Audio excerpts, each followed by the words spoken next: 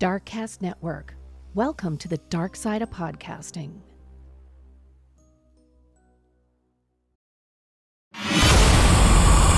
Witchcraft, the occult, extremist beliefs, murder.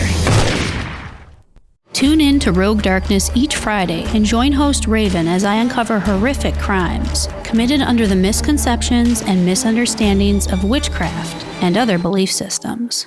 I'll cover a wide range of crimes involving ritualistic killings and extremist beliefs to cult persuasion and supposed possession. Anything and everything that borders the line of horrifying. There's always three sides to a story. Side A, Side B, and then the truth. Let's uncover the truth together and explore the darkness of mankind, one crime at a time. Available wherever you get your podcast fix, simply by searching Rogue Darkness.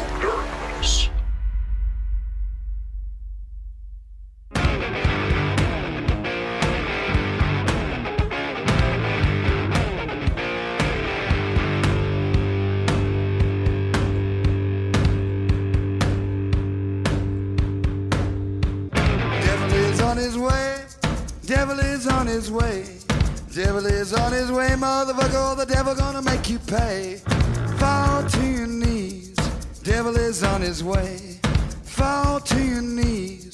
Devil gonna make you pay. Fall to your knees. Devil is on his way. Mountain Murders is an Appalachian true crime podcast. Some content may not be suitable for all listeners. Listener discretion is advised. We say fuck a lot. Hey y'all, welcome back to Mountain Murders. Election day. Dum, dum, dum. Why do I feel like no matter who wins, dude, we all lose? Well, here's the thing. We're on the eve of the purge. It's the perfect time to podcast. This ship is, it's off course. By the way, I'm Heather. And I'm Dylan. The ship's off course. All we're going to say about it is we think the ship's off course. It's going to take much more than either or president to right the ship. I think more of our problems lie in Congress and the House and the Senate, honestly, and just the corporate takeover of our country and the special interest money, So that's not going to go away overnight. Dylan for president. Yes. Yay. I'm running on a platform. He did inhale. I would inhale. He did have sexual relations with that woman. I did have that being my wife. And, Marlboros and tall boys for everybody. Okay. Yeah. It's a great platform, Dylan. Right. I love everybody. Anywho, we're here as long as we have a studio and the lights are on. Yeah, we thought we would record before the results come in and the rioting begins. Okay, because it seems like they expect it from either side. It's weird. Yeah, I don't know. It's when you see like I said, it feels like the eve of the purge. Well, let's just say I feel like I should have. Go ahead. I'm sorry. No, it's okay. When I was growing up, I never saw them boarding up Washington on election night. So that's kind of weird for me. No, Dylan, I've never seen that kind of thing in my entire life. Instead of spending all of my money this week on weapons, I bought some small appliances. Yeah, I know. I'm proud of you. Really? Yeah. But I feel like maybe I should forego the pasta maker. And I should have bought like some extra knives or something. Look, if the shit goes down, we're going to be eating fresh bread. That's all I know. True. So I don't know what's wrong with me. I bought a bread maker, a pasta maker, a stand-up mixer. Damn. And a griddle this week. So it was like all of my spending money gone. Went towards So now I'm broke, but we be eating. We're going to eat good, though. But I've been thinking about this, Dylan. That's my hobby. And normally I would have taken that money and I would have bought like some clothes or shoes that I wouldn't wear, that I would just stare at because they're pretty. Right. But then I'd be like, oh, those are uncomfortable. I can't wear them. Or, oh, that outfit, I'm too fat for that. And it would just hang in my closet. So at least I was like investing in something that I actually enjoy, which is cooking and making food. Because you're going to use it. I will use it. Every day. Yeah. Because we eat every day. Instead of growing up and saving my money, I'm still frivolously spending it. But now I have a bread maker. Oh, yeah. And we tried it out. And let me tell you, fresh, warm bread is pretty amazing. Yeah. And you have a belly full of pasta right now. Oh my God. My homemade marinara sauce. I'm so full. Chef's kiss. You're welcome. Yeah, you know when you're full and you almost feel the food in your throat from your belly? You did have seconds. Yeah. I'm proud of that. All right, so here we are. Heather has another great installment of Mountain Murders. A bit of a strange case, right? It is, Dylan. And this is a case that I think our listeners are going to have a fairly strong reaction to the story because it is something else. Just something else is all I'm going to say. Can I say something right quick before we get into it? Man, I've been on a documentary tear through Netflix. You sure have. I've watched some of the oddest, stuff that I normally wouldn't turn on. And I've just been, I don't know what kind of a rabbit hole I'm down, but I've got to say, if you haven't watched it, there's a documentary called Tell Them You Love Me on Netflix. And I've got to say, it's one of the strangest cases I've ever heard of. And I'm not even going to get into trying to describe what it is. Just, I want some of our listeners to watch it. I'm sure some of them may have already, and they're like, I know, right? And reach out to us at mountainmurderspodcast@gmail.com. And just, what are your thoughts on this? I've got to make Heather watch this one because she's not real big on oddball documentaries sometimes. Just very strange subject matter or something totally unheard of. That's not... I disagree with you. That's not. I know it's not. I just feel like some of the stuff that you watch hurts my brain, like the chimp lady. Dude, that was great. Are you kidding me? That was some of the dumbest shit I've ever seen. But because of my habit of watching almost anything, you know that there is a frog jumping competition, and that people will fight over champion frogs, right? I will take the champion frogs over that blonde Barbie doll chimp lady like any day. Oh my gosh. Yeah. That is on HBO Max. You got to watch that one. I can't even. Yeah, it's pretty great. Okay, Dylan. And I think before we get started, I will say this in my defense. It's not that I'm not into weird or strange documentaries because I love a good documentary and I watch them all the time when you're not here. It's just that I don't trust your taste in entertainment. Yeah. After having been married to you for these 6 years, and you will watch just whatever shit is there. Yeah. You'll give anything a chance. If it looks like a fucking home video that some toddlers made with like a Thomas the Train, you'll watch it. We got to see where this is going to go. Exactly. And I don't trust your opinions or your taste. Hey, look, I'm not turning. Look, I admit I'm a bit of a film snob. Yeah, you are. I went to film school. What can I say? Yeah, but I'm saying you won't watch a movie unless you know it's going to be great. Well, seriously. Why should I watch a movie knowing it's going to be bad? But that's how you find the gems, Heather. That's not true. That's how you tumble the stones until that one shiny rock comes out. How many times have we turned on a turd of a movie and in 20 minutes you turn it off because you're like, yeah, this is terrible? You got to turn off 10 to find that one. Dylan. That's what I live by. Good for you. I don't trust your process. It's great. But I love you. I love you too. I love you. All right. So here Tell Them You Love Me. Check that out on Netflix. My God. I love you. I'm going to make you watch that because we need to talk about this lady. Well, you already explained a bit. It's too much. And speaking of disturbing, today's case is quite disturbing. Of course, aren't all true crime cases, but this one is particularly disturbing. And like I said, I feel like our listeners are definitely going to have a reaction to this story. Okay, because it left me being like, what the fuck? Well, I feel like I'll be reacting too, and that was a nice segue, by the way. Yeah, I'm good at that. Well, now I'm going to lean forward and ride you to the finish line. That's a segue joke. I got it. You did? I was going to make a joke about like, let's take a tour through the true crime world, but then I didn't. So I'm glad you went with the joke. Yeah. Okay. So mother-daughter relationship dynamics are often complex and deeply influential. That's a good way of putting it. They can't often be generalized as hormonal adolescent arguments or just these individual disagreements. Often these issues are brushed aside by society, but the mother-daughter relationship is, in my opinion, one of the most powerful relationships for women. A daughter's relationship with her mother lays a powerful groundwork for her relationship with herself.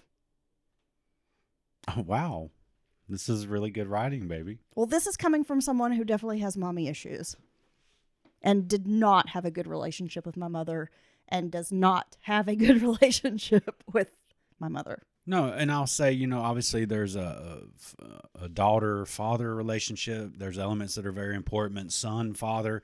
But I will agree, the mother-daughter relationship has many very specific, unique characteristics. I agree. And we will be talking about one of those relationships today. I thought that might happen. On October 20th of 1999, a Beaufort County, South Carolina dispatcher alerted a deputy named Kelly Cotner to 31 Bellinger Bluff Road. And this area was locally known as Lemon Island or Ocady. The caller had told the 911 dispatcher there was a gunshot victim on the property. Then the dispatcher told the deputy that the victim had been stabbed and beaten with a baseball bat. Wow. Bellinger Bluff Road is surrounded by acres of salt marsh, and it's near the Intracoastal Waterway. The homes exhibit affluence. They're thoughtfully landscaped. They have in-ground swimming pools, docks on the water. Sounds terrible. Sounds really terrible. I would hate to live there. Yeah. Yeah, Please, let's do some Bugs Bunny reverse psychology. I hope no one ever buys me a house like this. Yeah, that'd be crazy. Ever. Crazy gift to the podcast. Yeah, it would be just terrible. Don't do it. Deputy Cotner arrives at a large Cape Cod home with many windows, a wide front porch, big grassy lawn. Beautiful home. Beautiful home. Inside the house, Deputy Cotner locates a 13-year-old boy named Willie and his 5-year-old half-sister, Haley. Willie tells the deputy that his mother has taken his 16-year-old sister, Sarah, to a friend's house. Nothing seemed unusual inside the home. Soon the deputy was met by Mike Davis, the homeowner, and a well-known pharmacist.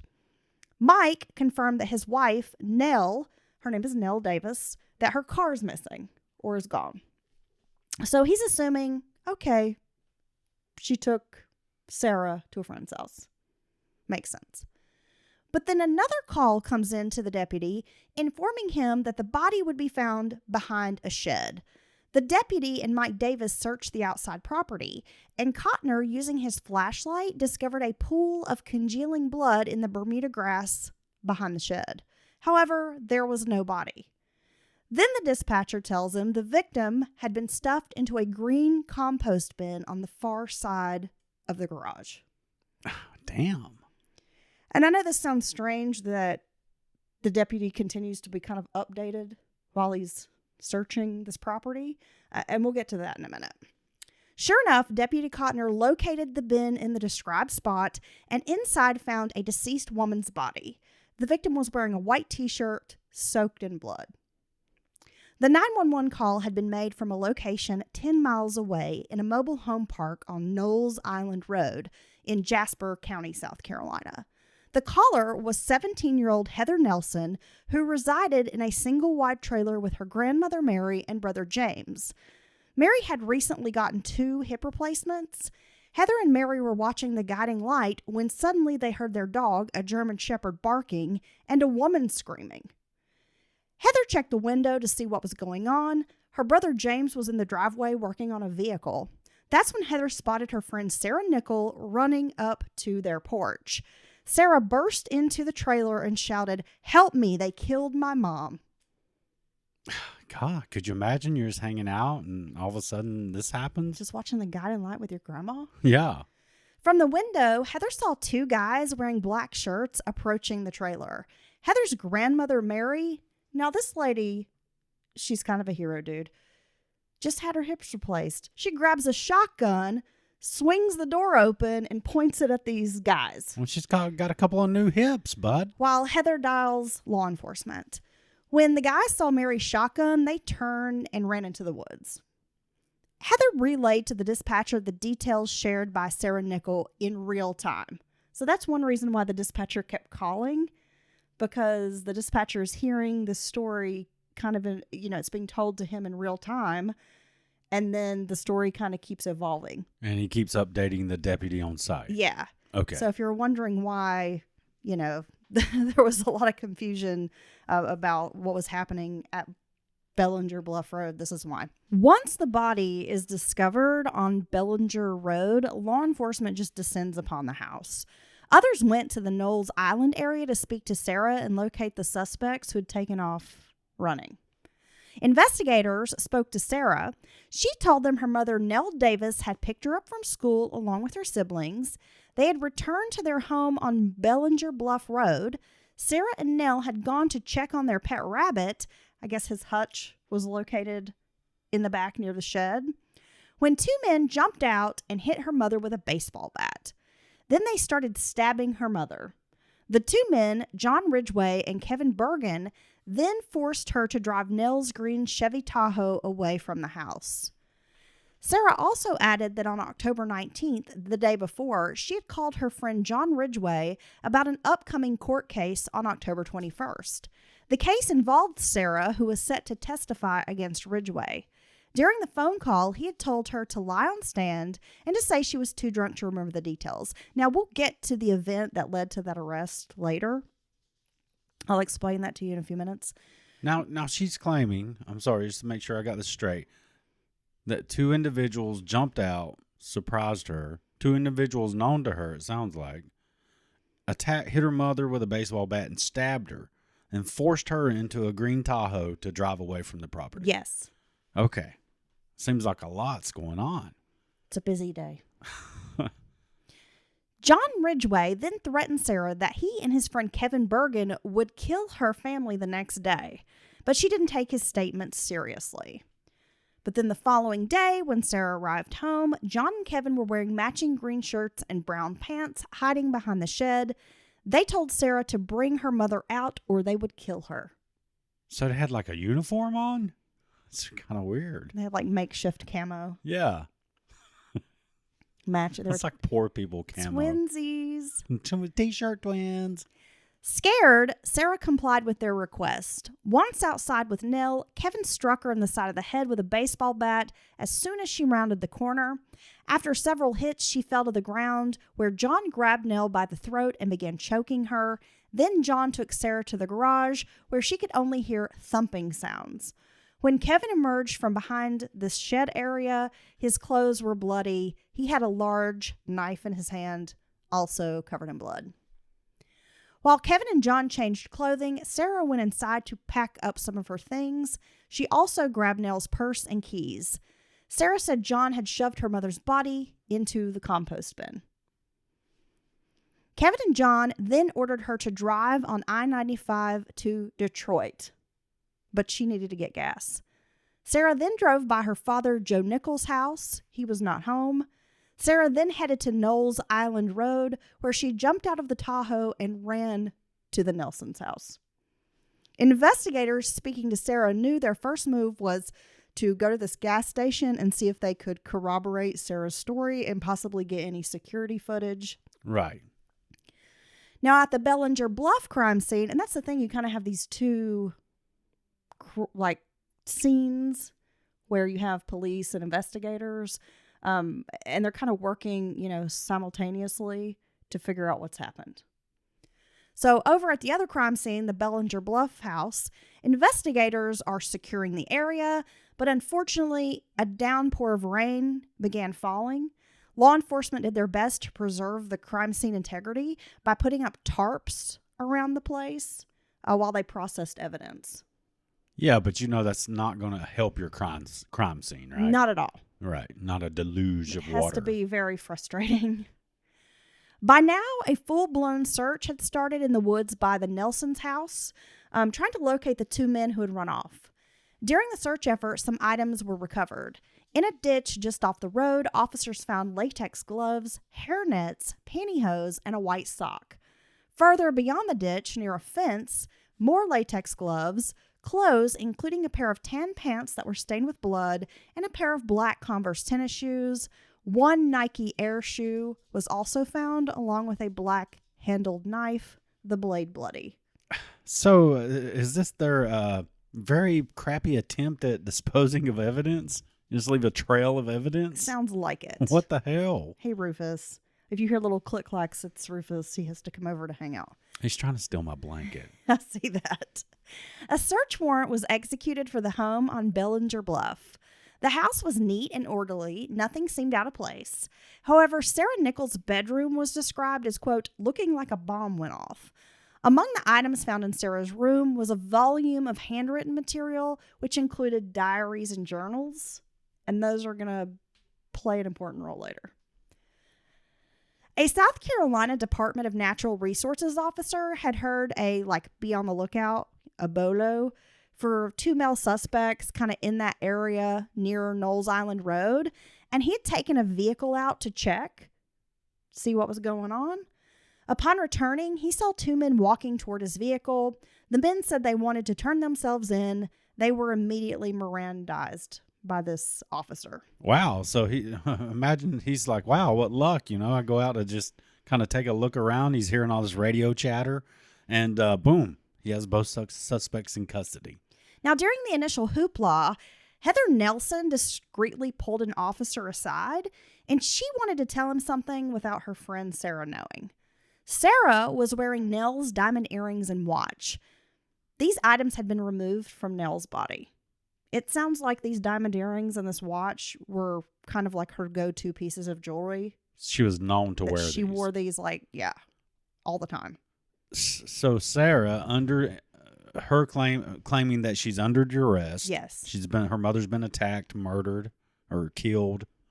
And she's afraid for her life. She's afraid for her life. And I gotta say, as you were describing this opening scenes here, she sounded almost semi-cooperative with these people. Oh, okay, sure, I'll go in, let me pack a bag. It's like, it's kind of weird. Like, you would have to pull me off my mother's body. You know what I'm saying? I would be totally losing it.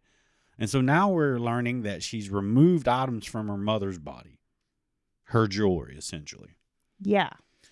And wearing it. Just wait. Okay.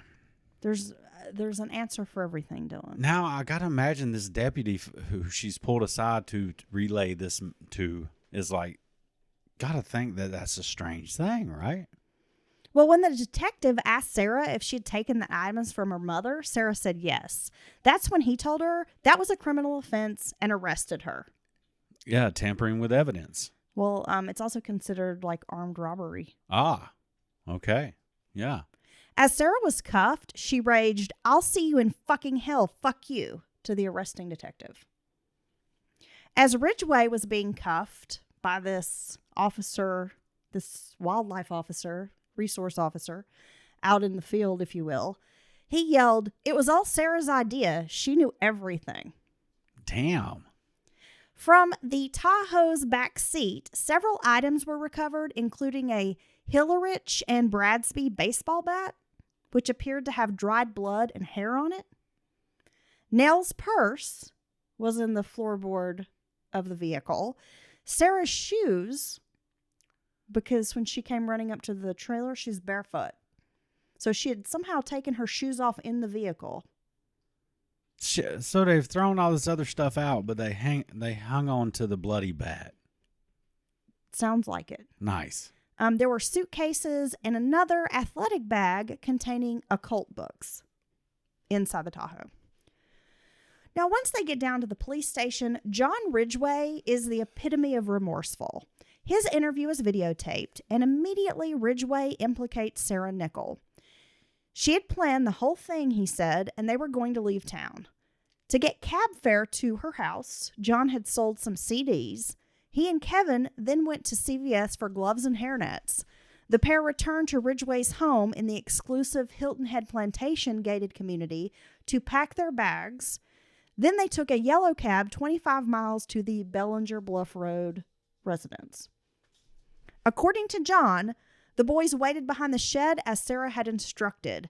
When she arrived home from school, Sarah met them out back, saying she was checking on a rabbit.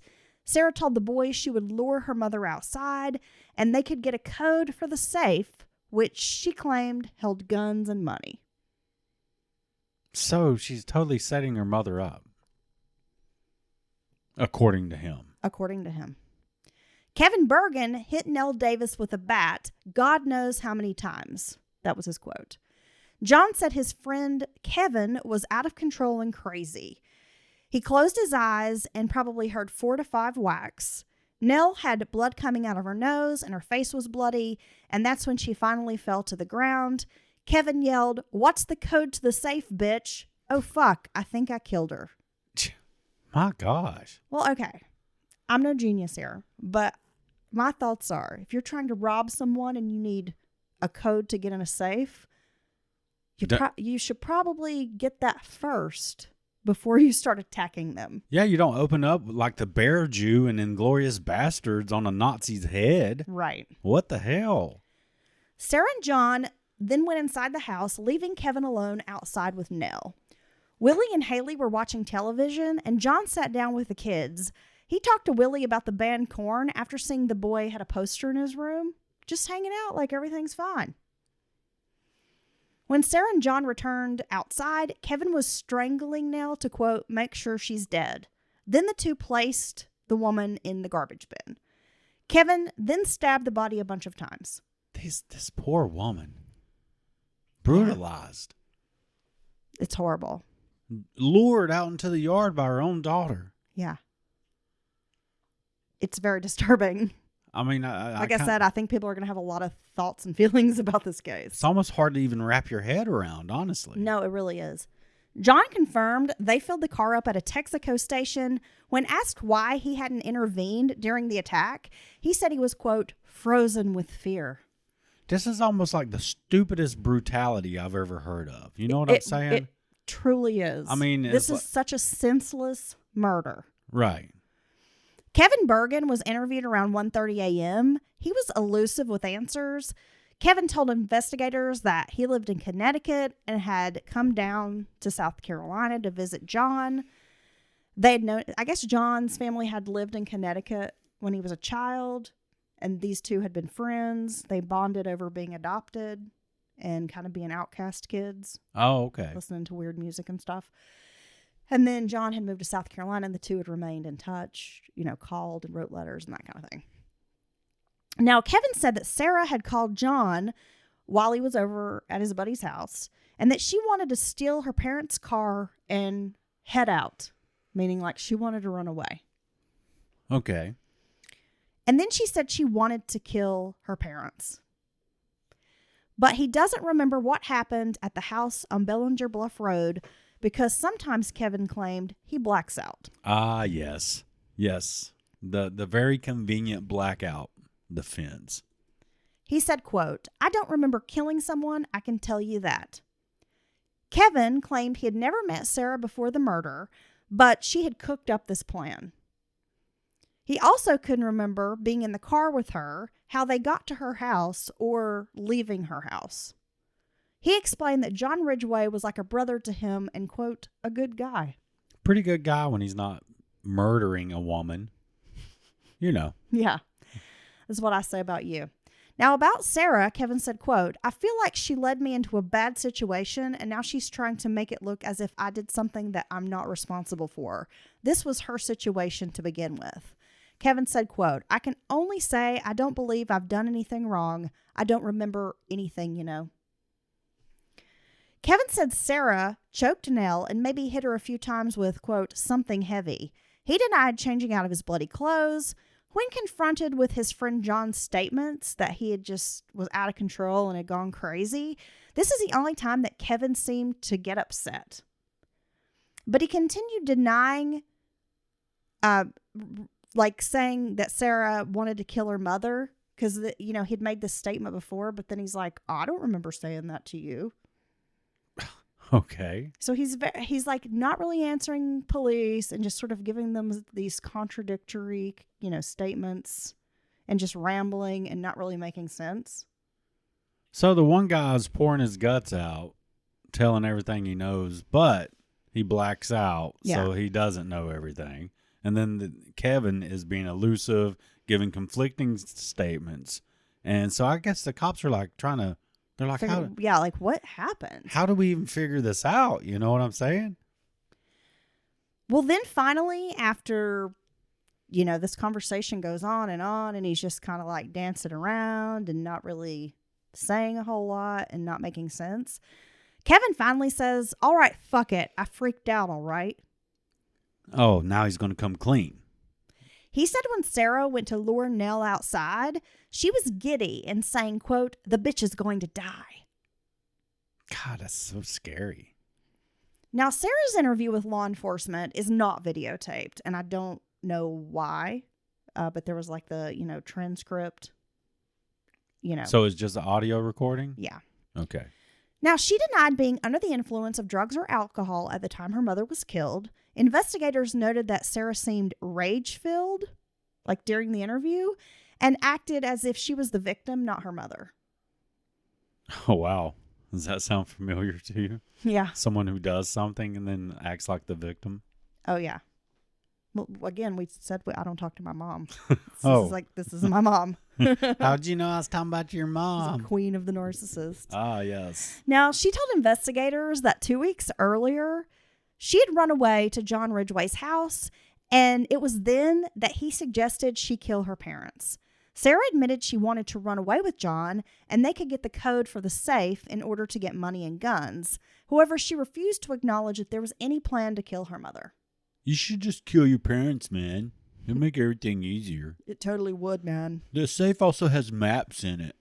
Maps and guns and money. It has One-Eyed Willie's treasure. And we can use the maps. Go on an adventure to find our way away from here, man. to One-Eyed Willie's treasure. You just gotta get rid of your parents, man. If it's not in there, then we'll find I think I could do the map. pretty good Tommy Chong. Yeah, man. Yeah. Okay. I feel like I could do a Cheech, but I don't want to sound... Yeah. I don't want to do too much. Yeah, see, Tommy's just straight up stoner, so that's okay to do. He's also Canadian. Because I'm a stoner too, so... I don't know why. I just have to throw in that he's Canadian. But give us a little cheat. I mean, can we give you a pass? Santa Claus and his old lady.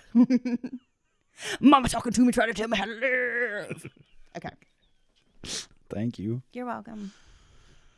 When asked why Sarah had not warned her mother that there were men outside, like when she had gone in the house to bring her mom out, they were like, well, if you weren't in on this, why would you not tell your mom, hey, there are some weirdos outside? Why don't you just stay inside and lock the doors and call the cops? Yeah. I mean, isn't that like the easiest solution to this problem? Well, that's one thing. And if you have a house with a safe full of guns and money, Mom, maybe mom could get the guns out to protect her home. Mom, get the guns out of the safe full of money. Yes. Gosh.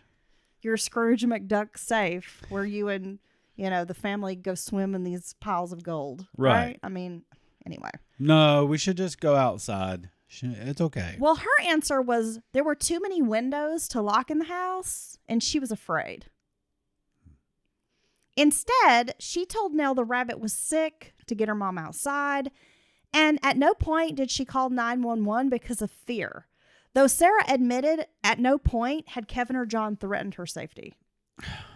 Okay. But she's terrified of this guy. Right. That she's ran away with and is friends with. She's terrified of what he might do that he hasn't told her about. Yes. This is hard to even follow, and it's not because of your story. It's just, what? Like... And it's all coming out so fast. These cops didn't even have to investigate. It's like they just round up these three knuckleheads, and here comes this big dumb story. I mean, the sad thing is the horrible way this poor woman, her mother, was attacked. The terror she must have felt in her final minutes. She's just following her daughter out in some innocent thing, like, oh gosh, what's wrong with your rabbit? And boom. I mean, no, it's absolutely heartbreaking. Yeah. And it's fucking awful. Let's be honest. So when a detective asked, "Why did you kill your mother and stuff her into the green compost box?" Sarah jumped up in his face, and the detective, he said he had to, quote, "drop her." And I was like, what, he punched her? But no, he just like kind of forcefully like put his hands on her shoulder and sat her back down. He sat her down. I was hoping he slapped her. I hate to say it. He was like, "Sit down, ho." Yeah. Yeah. Detective Bukowski, one of the detectives assigned to the case, would later say it was one of the worst like crime scenes he's ever been to. Not only was it incredibly brutal, but he'd also worked child sex crimes cases for years, and he felt Nell's death had the hallmarks of an abuse case. Oh, really? From Sarah's diaries and speaking to witnesses, officers would learn of her promiscuity. Sarah openly hated her mother, and in his opinion, Sarah had likely wielded the knife and stabbed her mother in anger because he said it was definitely an overkill, which usually isn't done by a stranger. No, typically not, and especially if many of the wounds were post-mortem. Yes. Which is obviously is directly linked to rage and like you just kind of wanting to desecrate their body, or just get back at them, and you don't even want to stop killing them. You know what I mean? Sarah had written in her diary that she wanted to kill her stepfather, Mike Davis, but, quote, wanted to do that herself, Bukowski said. He said, quote, "I think she manipulated the Ridgway boy. You should have seen him. He was a big softy." This reminds me of the Danny Paquette case that we covered. Yeah, definitely. Yeah. So we're gonna get into this, Dylan, because there's a lot to talk about.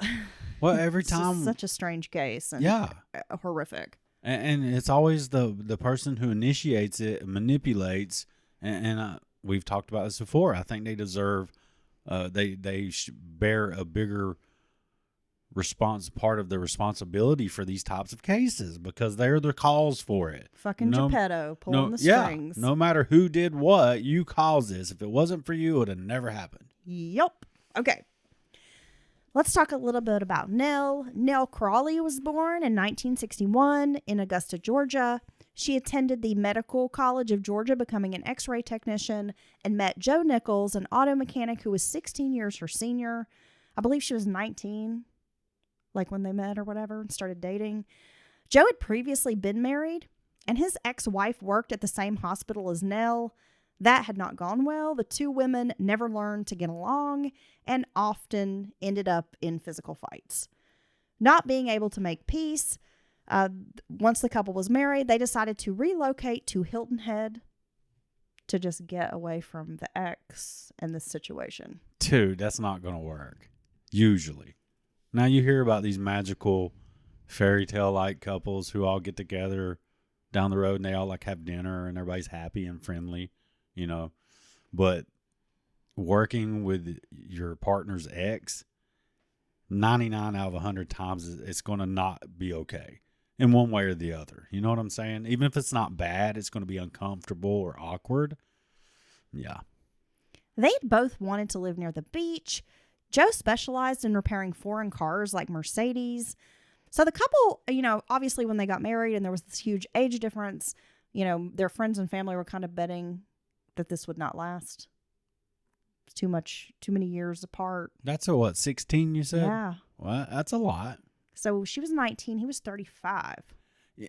And I think that age difference matters is almost amplified when the one person's that young. You know what I mean? Yeah, I mean, I think that's a big gap because it's a big gap, period. You change so much from the time you're 19 right to you're 25. Yes. To 30 and to 35.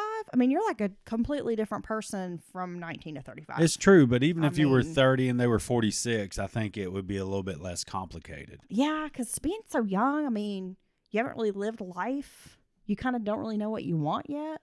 I'm not saying people can have good, authentic relationships with that type of age gap, but for me personally, I couldn't work it out in my head. Yeah, I don't think I could either. Because there's no way at this age that I could date someone who's 16 years younger than me. I just couldn't. Really feel like like you said, even at 30 and 46, you're on two different pages.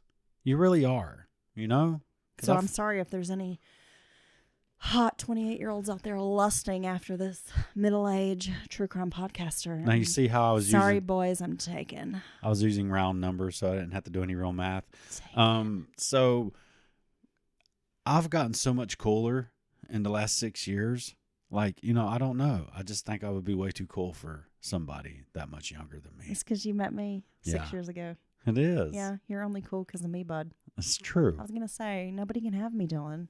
Okay, my heart, these fat rolls, these love handles, they're all yours, baby. That's right. I wore her down, folks. I wore her down. She's not going to try anymore. It's true. She's going to stay right here. In my sweatpants. I'm winning by default. Cooking meals. That's right. Yep, soups and breads and getting sassy. Yes. Now I got a bread maker. Yes, she does. She really does make soups and breads. Give me 2.5 hours and I can have you a loaf. You want some of my fresh bread? You got some butter, slather I'm on going it. to say you got some Irish butter over I'm going to there. melt it and drizzle it all over that flecky dough. Stop, now you make me hungry. Damn. Totally totally derailed here in the Mountain Murders Podcast studio. Toot, toot. Derailed Dylan coming Yeah, through. by food. Okay, so the couple, they managed to stay married for 7 years, which was a lot longer than folks speculated. Okay. Okay. But it did come to an end? Yes. Okay. So Sarah was born in 1983 and her brother Willie a few years later. According to Joe, Sarah was spoiled absolutely rotten by her mother. Nell worked a lot, eventually becoming the administrative director of the radiology department at Hilton Head Medical. Wow. Which is a pretty prestigious position. Yeah. She went from an x-ray tech to basically like being in charge. She started at the bottom and now she's here. Exactly. No, but that isn't. I really think it's impressive when people continually have that type of upward mobility in any job. I don't care if you start as a fry cook at McDonald's and make it to district manager. I think that's pretty damn impressive. Dude, that's fucking awesome. That shows a lot of drive. It really does. And ambition, Yeah. hard work. Right. I mean, it's not easy to get, ahead, like, especially to jump that many rungs up the ladder. No. So, props. Joe and Nell's marriage began crumbling, and they had many fights and arguments. And I'll just say this. It sounds like, from what I gathered, Joe was a mechanic, but he also was kind of just like a guy who liked to tinker and would kind of work inconsistently. Like, when he felt like he needed some money, he might fix some cars, but it wasn't like he was hustling and busting ass like his wife. So he's a highly skilled mechanic, it sounds like, Yes. working on foreign vehicles. Highly sought after type of work. You can Yeah. command a lot of money, a good rate for that, but he doesn't sound like he worked a 9 to 5. No. Okay. So I think that was some of the issues, and then the age differences, and it also sounded like Joe kind of liked to party a little bit, and maybe when Nell was young, she did some as well, but they just started to grow apart because he kind of liked to drink and smoke pot, hang out. He became less cool as she aged and Yes. moved forward in her job. That's a great way to put it, Dylan. Yeah. It's not, yeah. I could see it happening. Yeah. To a 19-year-old, it's like, oh, this, cool older guy. He likes me, and you get all that effect. They like me. This is cool. I think a lot of times it's also, I'm doing something none of my peers are doing, which makes them feel kind of special Yeah. in a way. You know what I mean? No, absolutely. I mean, Yeah. I've known people in that kind of situation. Yeah, even though you'll be like, what the fuck? Yeah. But they think it's awesome. You'll be like, damn, that's weird. Like, I'd never. But they think it's totally like the coolest stuff ever. Yeah, I know. Like, I try to impress my friends by being like, my husband's a papaw, right? That's right. He's got some grandkids. I do. Yeah, I'm a peepaw. in our 40s. I'm a peepaw. It's really awesome. I just like to give you a hard time. Don't be jealous of my papaw over here. He gets an early bird discount. I would say, that's the thing is I'm a papaw before I get any of the benefits. I think you could join AARP right now. Yeah, but they've lowered that bar. It used to be like 55 plus or something. They start sending it to you when you're like 30 something. Well, now. your knees are like a 55-year-old. But no, my knees are 65. It turns well, out. that's probably true. Yeah, and I got papaw knees now. What the hell? And you got that papaw old man toe. We've already talked about that. You leave my toenail out of this. My knees just went south out of nowhere. And I don't know what happened. I'm worried. They felt good. I had a good day. I had a good knee day today. Your knees are whistling Dixie, bud. They down south. And they're just, maybe I'm getting like arthritis or some shit. They're just sore all the time, like I've worked them real hard, even when I don't. Anyway, okay, enough about my knees. If you got any knee suggestions, hit us up at mountainmurderspodcast@gmail.com. Well, I told you could, ice and heat them. But Yeah. you don't listen to And I any- could go to the doctor too. Well, there's but that. I have suggested that multiple times as well. So you're not really looking for advice? That's true. Discord knows that. I ask for advice and I don't follow it. You just want to keep doing the things you're doing, but then complain that it's not working. I'm waiting it out, bud. I give it 6 months. They're not getting any better. I had a good day today. Listen, Papa, they're not getting any better. I had a good day today. I didn't wear any of my knee braces. But I just bought you a new one. No, I didn't wear it today. I was 2 naked knees out there in the world. In the rain? In the I can't rain. believe they wasn't hurting. Up and down stairs, in and out of trucks, 'Cause I and have off to say, forklifts. It was raining today. My hip was hurting. Yeah, see? You had a sorry hip day. My gosh. I don't like being old. I had a good knee day. I'm riding it into tomorrow. Good for you. Yeah. Good for you. You're going to need them tomorrow in case, like, the purge happens for real. So I can run. Yeah. Now, Joe's sister, Anita, had moved in with the couple when the children were born.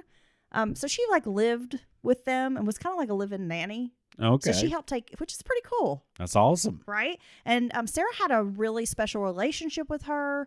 She took care of the kids because, again, Joe's working, Nell's working, and Nell's definitely working long hours and trying to climb that ladder. She's doing a lot. When Sarah was 6, her parents divorced. Anita continued living with Nell in order to help take care of the kids, and she started to notice Sarah's behavior changed. In the wake of the divorce, Sarah had bizarre mood swings. She would burst into tears for no reason and seemed to be in severe emotional distress. Now, she's in the 1st grade at this time, and she tries to run away. She packs a little bag and gets on her bike trying to leave. Now, Oh, my gosh. did you ever run away when you were a kid? I No. did. You did? I got just a few houses down and sat there for a couple of minutes and then was like, I need a snack, and went home. This is stupid. I never quite succeeded as a child running away. I didn't want to run away. Hell, I did. It seemed like a lot of work. Well, I can see where you might think that. Yeah. Now, Joe sank into a deep depression after the separation during the divorce proceedings. Every time he saw Nell, they would immediately get into a fight. They couldn't even be around each other. It was just vicious. Couldn't get along. So he kind of distanced himself while he's going through this, which, he admitted that he wasn't exactly the most involved parent at this time. He was just trying to, take care of himself. Right. And that's an honest answer, I guess. And at the time, Nell's working long hours. She's not home that often. But when Anita would mention that Sarah was having difficulties, Nell brushed it off as a child's normal reaction to a divorce. Nell enrolled Sarah in dance classes and gymnastics. Keeping her busy did seem to help some. Sarah was less moody. While she was active and involved in things, she did seem happier, or she didn't have the time to think about her troubles. When Sarah was 7, Nell dated a guy named Chris. And What, 7? when Sarah was 7, Oh, okay. her mother, Oh, okay. not the 7-year-old. Yeah, the Damn. 7-year-old is dating a grown man. I'll take her mind off the divorce. What's fucking wrong with you, dude? Okay. Well, it's probably not appropriate to make that joke, and I'll tell you why. So when Sarah was 7, her mom dated this guy named Chris that nobody could seem to remember but Sarah. When she would bring it up, nobody remembered this guy. Sarah would later say that he molested her. Oh, and Sarah God. never got up the guts to tell her mother. Damn. Yeah, so great joke, Dylan. Well, Go to your shame corner. I will stand over there, but everybody knows. Shame. Shame. I wish I had a bell I could ring at you. I'm going to get naked and walk through the streets. No, but no, that's terrible. That's just terrible if it's true. In 1993, Nell married Mike Davis. Mike had lost his first wife to bone cancer, which is terrible and sad. Mike was handsome, well-educated, and owned the only pharmacy in Ridgeland, South Carolina for years. So he's a pretty popular guy around town. He's the pharmacist. It's the only pharmacy in town, so everybody knows him. And Right. Ridgeland is a small town. But he was considered to be like the most eligible bachelor in town Oh. after his wife passed, when, he'd mourned his appropriate time. All the ladies in town wanted him, Well, chasing him around. that's a very important business in the town, right? Pharmacy. And a very lucrative business. So, yeah, if he's handsome on top of that, he's got the whole package. So Nell and Mike get together, fall in love. Now, initially, Sarah views Mike in a really positive manner. She likes him. They get along. Yet, once her mother marries him, they move from Hilton Head to Ridgeland. And this is really hard on Sarah because Hilton Head is described as a millionaire's playground. And you've been there. It can be bougie. It's pretty bougie. And it's a bit of I'm not going to say a city, but not like a big city, but there's stuff there. And Ridgeland, from what I understand at this time, was like really small town. And so Sarah it was a really hard, change for her. Well, yeah, Hilton Head's not very far from Savannah, which is kind of a bustling little area, and Tybee Island and all that. So yeah, I could imagine if she's moving to what's more of a community than a town, it sounds like, that would kind of suck. Well, one of the things that Sarah really hated about living in Ridgeland was, so Sarah hated racism. It was like a thing that she just did not like. She had never grown up around it. She had many black friends growing up in Hilton Head. And when she moved to Ridgeland, it was smaller and there was a lot of racism. Oh, I'm with Sarah. And she did not like this, had difficulty making friends, and felt like she just didn't fit in. I hate racism as well. I mean, who likes it? I don't. Is there anybody out there wearing a shirt that says like, I heart racism? Probably. They're not listening to this podcast. No. So through 7th grade, Sarah was absolutely miserable. She didn't like being in this small town. She felt like she was surrounded by kind of a bunch of like redneck kids. And I don't mean that in I mean a way that's like what I mean, like country kids. But it sounds like, she thought these people were just like a bunch of rednecks with their rebel flags, like hating everybody and being trashy. So I'm going to assume, she probably had some instances that kind of soured her. And then she was already unhappy with coming to the smaller community. So she's just viewing everything around her through this kind of lens. Yeah, like when these kids are showing up to school with like a Confederate flag t-shirt, she's kind of like, what the hell? Yeah. The Davises built a house in Ocady when Sarah was in the 8th grade. Nell thought a change of scenery would be good for Sarah, and she could go back to school in Hilton Head with her friends. Sarah was looking forward to this, but she was also going through puberty, which we know is tough on most kids. So things were not as great as they hoped. Because while Sarah's going through puberty, her hormones were raging and she went boy crazy. Oh, no. Boy crazy. She's just like screaming like it's the Beatles every time she sees the boys. I guess. Yes, Dylan. That's what Gosh. yes. Did you ever have your boy crazy, like teen heartthrob moments? You don't seem the type. I didn't. I mean, yeah, when I was in, like junior high and high school, of course I had like crushes. Do you have a poster of Johnny Depp on your closet door? I had a Luke Perry dream pillow when I was in the 6th grade. What? Yeah. A pillow? Yeah, it was like a little heart-shaped pillow with Luke Perry's face on it. That was you went for Dylan? Dude, I thought he was so hot. Oh my gosh. Look, 11-year-old me loved me some Dylan McKay. It's because he was a rebel. He had that pompadour too. Yeah, he's like, man, I can't believe I'm living in this big house by myself. He was the hot one. My dad's a loser. He's hiding in Mexico because he's a criminal. He was hot. He couldn't deal with it, man. But no, I didn't have like all these hot guys on my walls. You actually, I'll tell you, when I was in high school, you know what poster I had hanging on my wall? What? John Travolta from Saturday Night Fever. Really? Like the movie poster. Okay. He's wearing the white. That's iconic. Yeah. No, that's cool. That's not funny. I was dorky. Okay. Hey, Ma, what's the hair? Yeah. I love that movie. I know. You've seen it like 100 times with me. Yes. No, I was not boy crazy. And I had friends that kind of were. And even as a young person, I mean, it was always, I don't know, like it was very strange to me when I had friends that were like really super boy crazy and always had to have a boyfriend or always wanted a boyfriend or would be like into these older guys. I mean, They're always talking about having a boyfriend. It was so weird. But then again, I think, I might be abnormal. I might have a little bit of the spectrum in me. I don't know. All right. So Sarah, who had always scored really high on aptitude tests and, had a high intellect, she just could not concentrate on schoolwork. She was always distracted. It seems like a lot of it was by boys. Okay. She started smoking marijuana, drinking, just trying to fit in. Sarah's stepbrother, Justin, who was, I believe, like a year older than her, was considered kind of the golden child. He had a really even temperament. He made straight A's. Sarah always felt he was perfect and that everyone compared her to him. Nell told her daughter that this was only in Sarah's head and that no one expected her to be like Justin. So it sounds to me like Sarah had some self-esteem issues. Right. Since Nell was always busy with work, she had showered her daughter with material things, like as a way to show love. This displeased Sarah, who would always throw it up to her mother that she would try buying her love.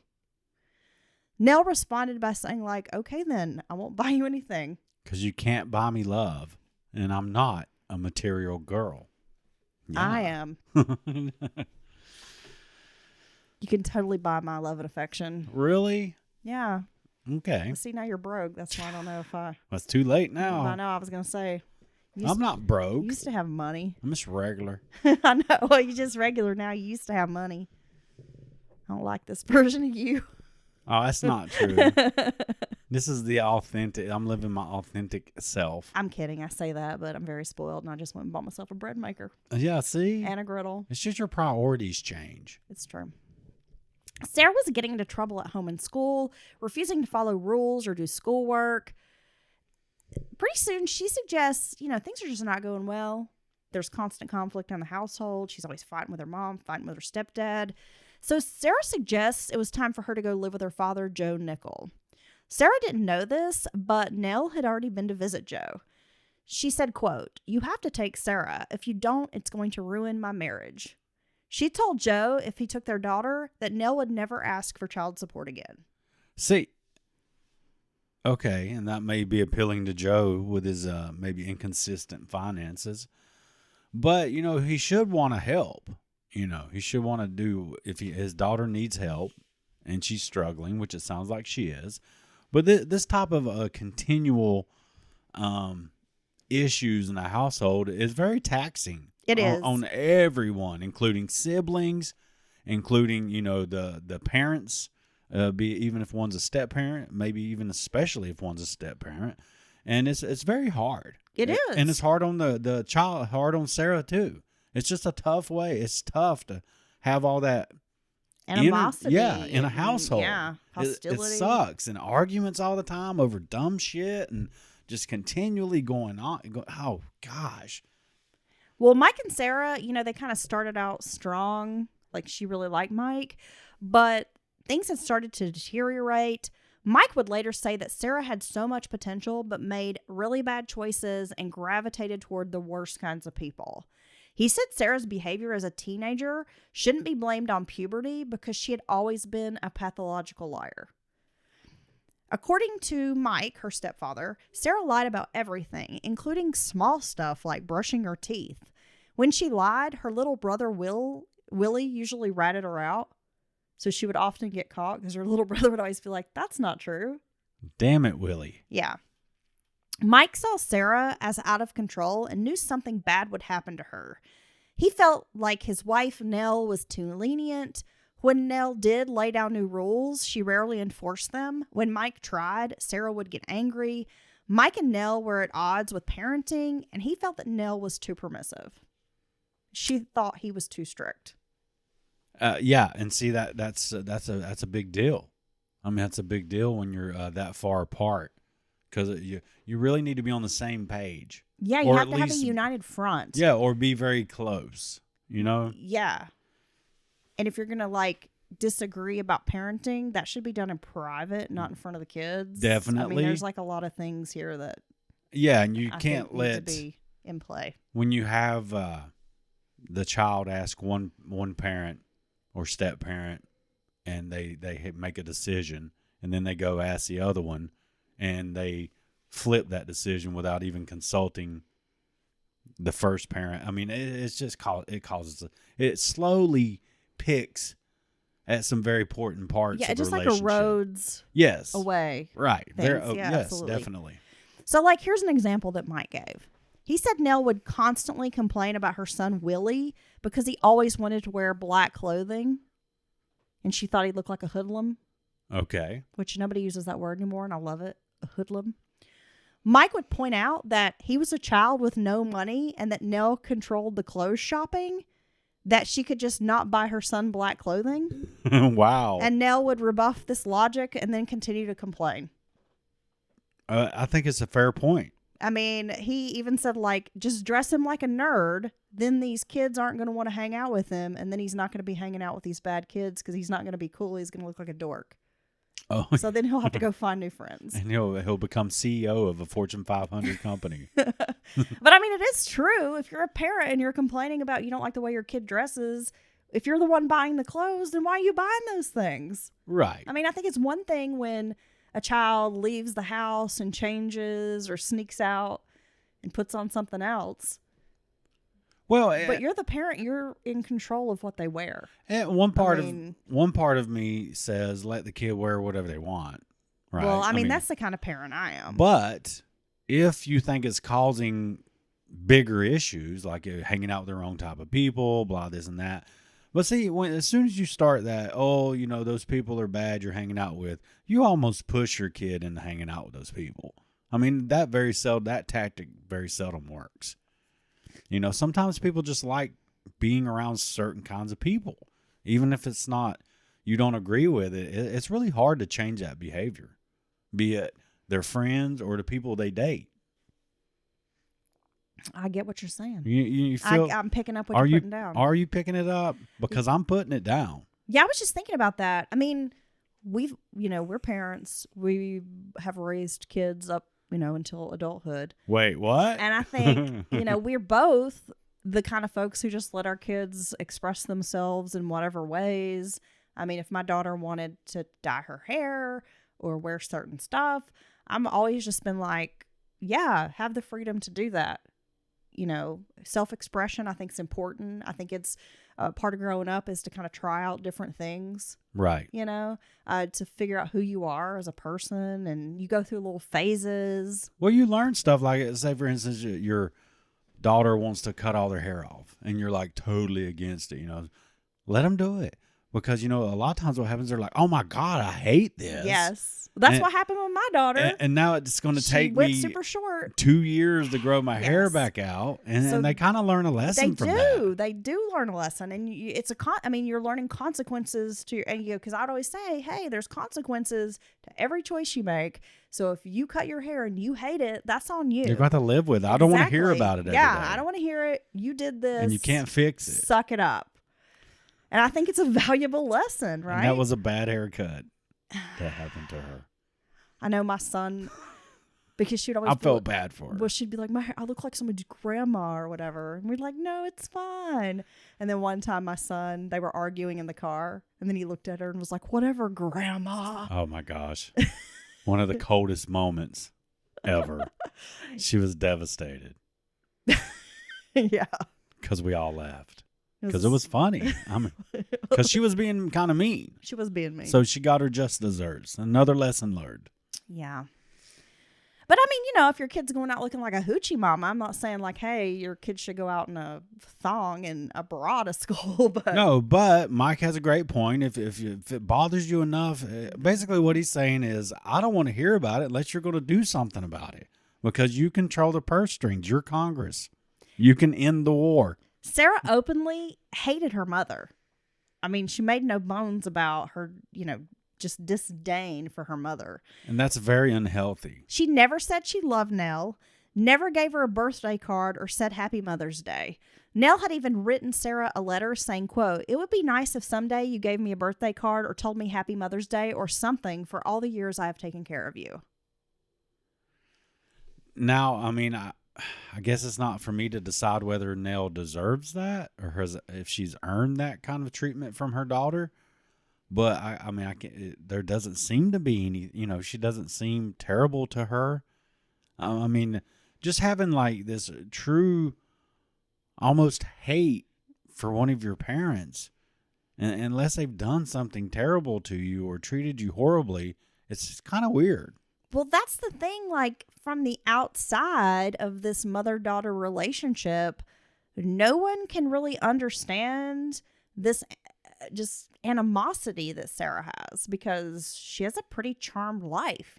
She's got some money. I mean, they're definitely upper middle class. Right. They live in a really gorgeous, nice house. I mean, I was thinking at her age, gosh, if I had lived in the house like this, I would have been like over the moon. Right. Having grown up in the trailer park, like, I would have just been like, wow, we get to live in this awesome house, in this awesome place. We're on the water. But you did say that she maybe tried to buy her affection, and she was really busy at work and worked a lot. And that can really create a big disconnect sometimes. Well, it can. But Nell was frustrated. Sarah seemed to favor her father Joe and kind of put him on this pedestal where, like, he could do no wrong, though he's way less involved in her life in all the ways, it sounds like. Yeah, I mean, Nell has been the primary breadwinner, the caregiver, and she's the one that catches all the hell from her daughter. So I can understand that being very frustrating. And then you got a kind of in and out of their life father figure who can do no wrong.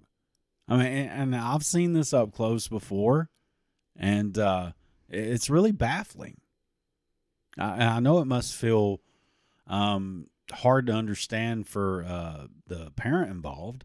Like, hey, I might not be perfect, but how in the hell does this other parent, parental figure who's kind of in and out of your life, who's mean to you, who you come crying to me about many, many times, or the way they treat you. Well, I feel like this is very personal. But then I'm the one who catches all your ire. No, I've been trying to work ire into a conversation for about a week now. Thank you. This is very relatable. Yeah, but it's true. I mean, it sucks.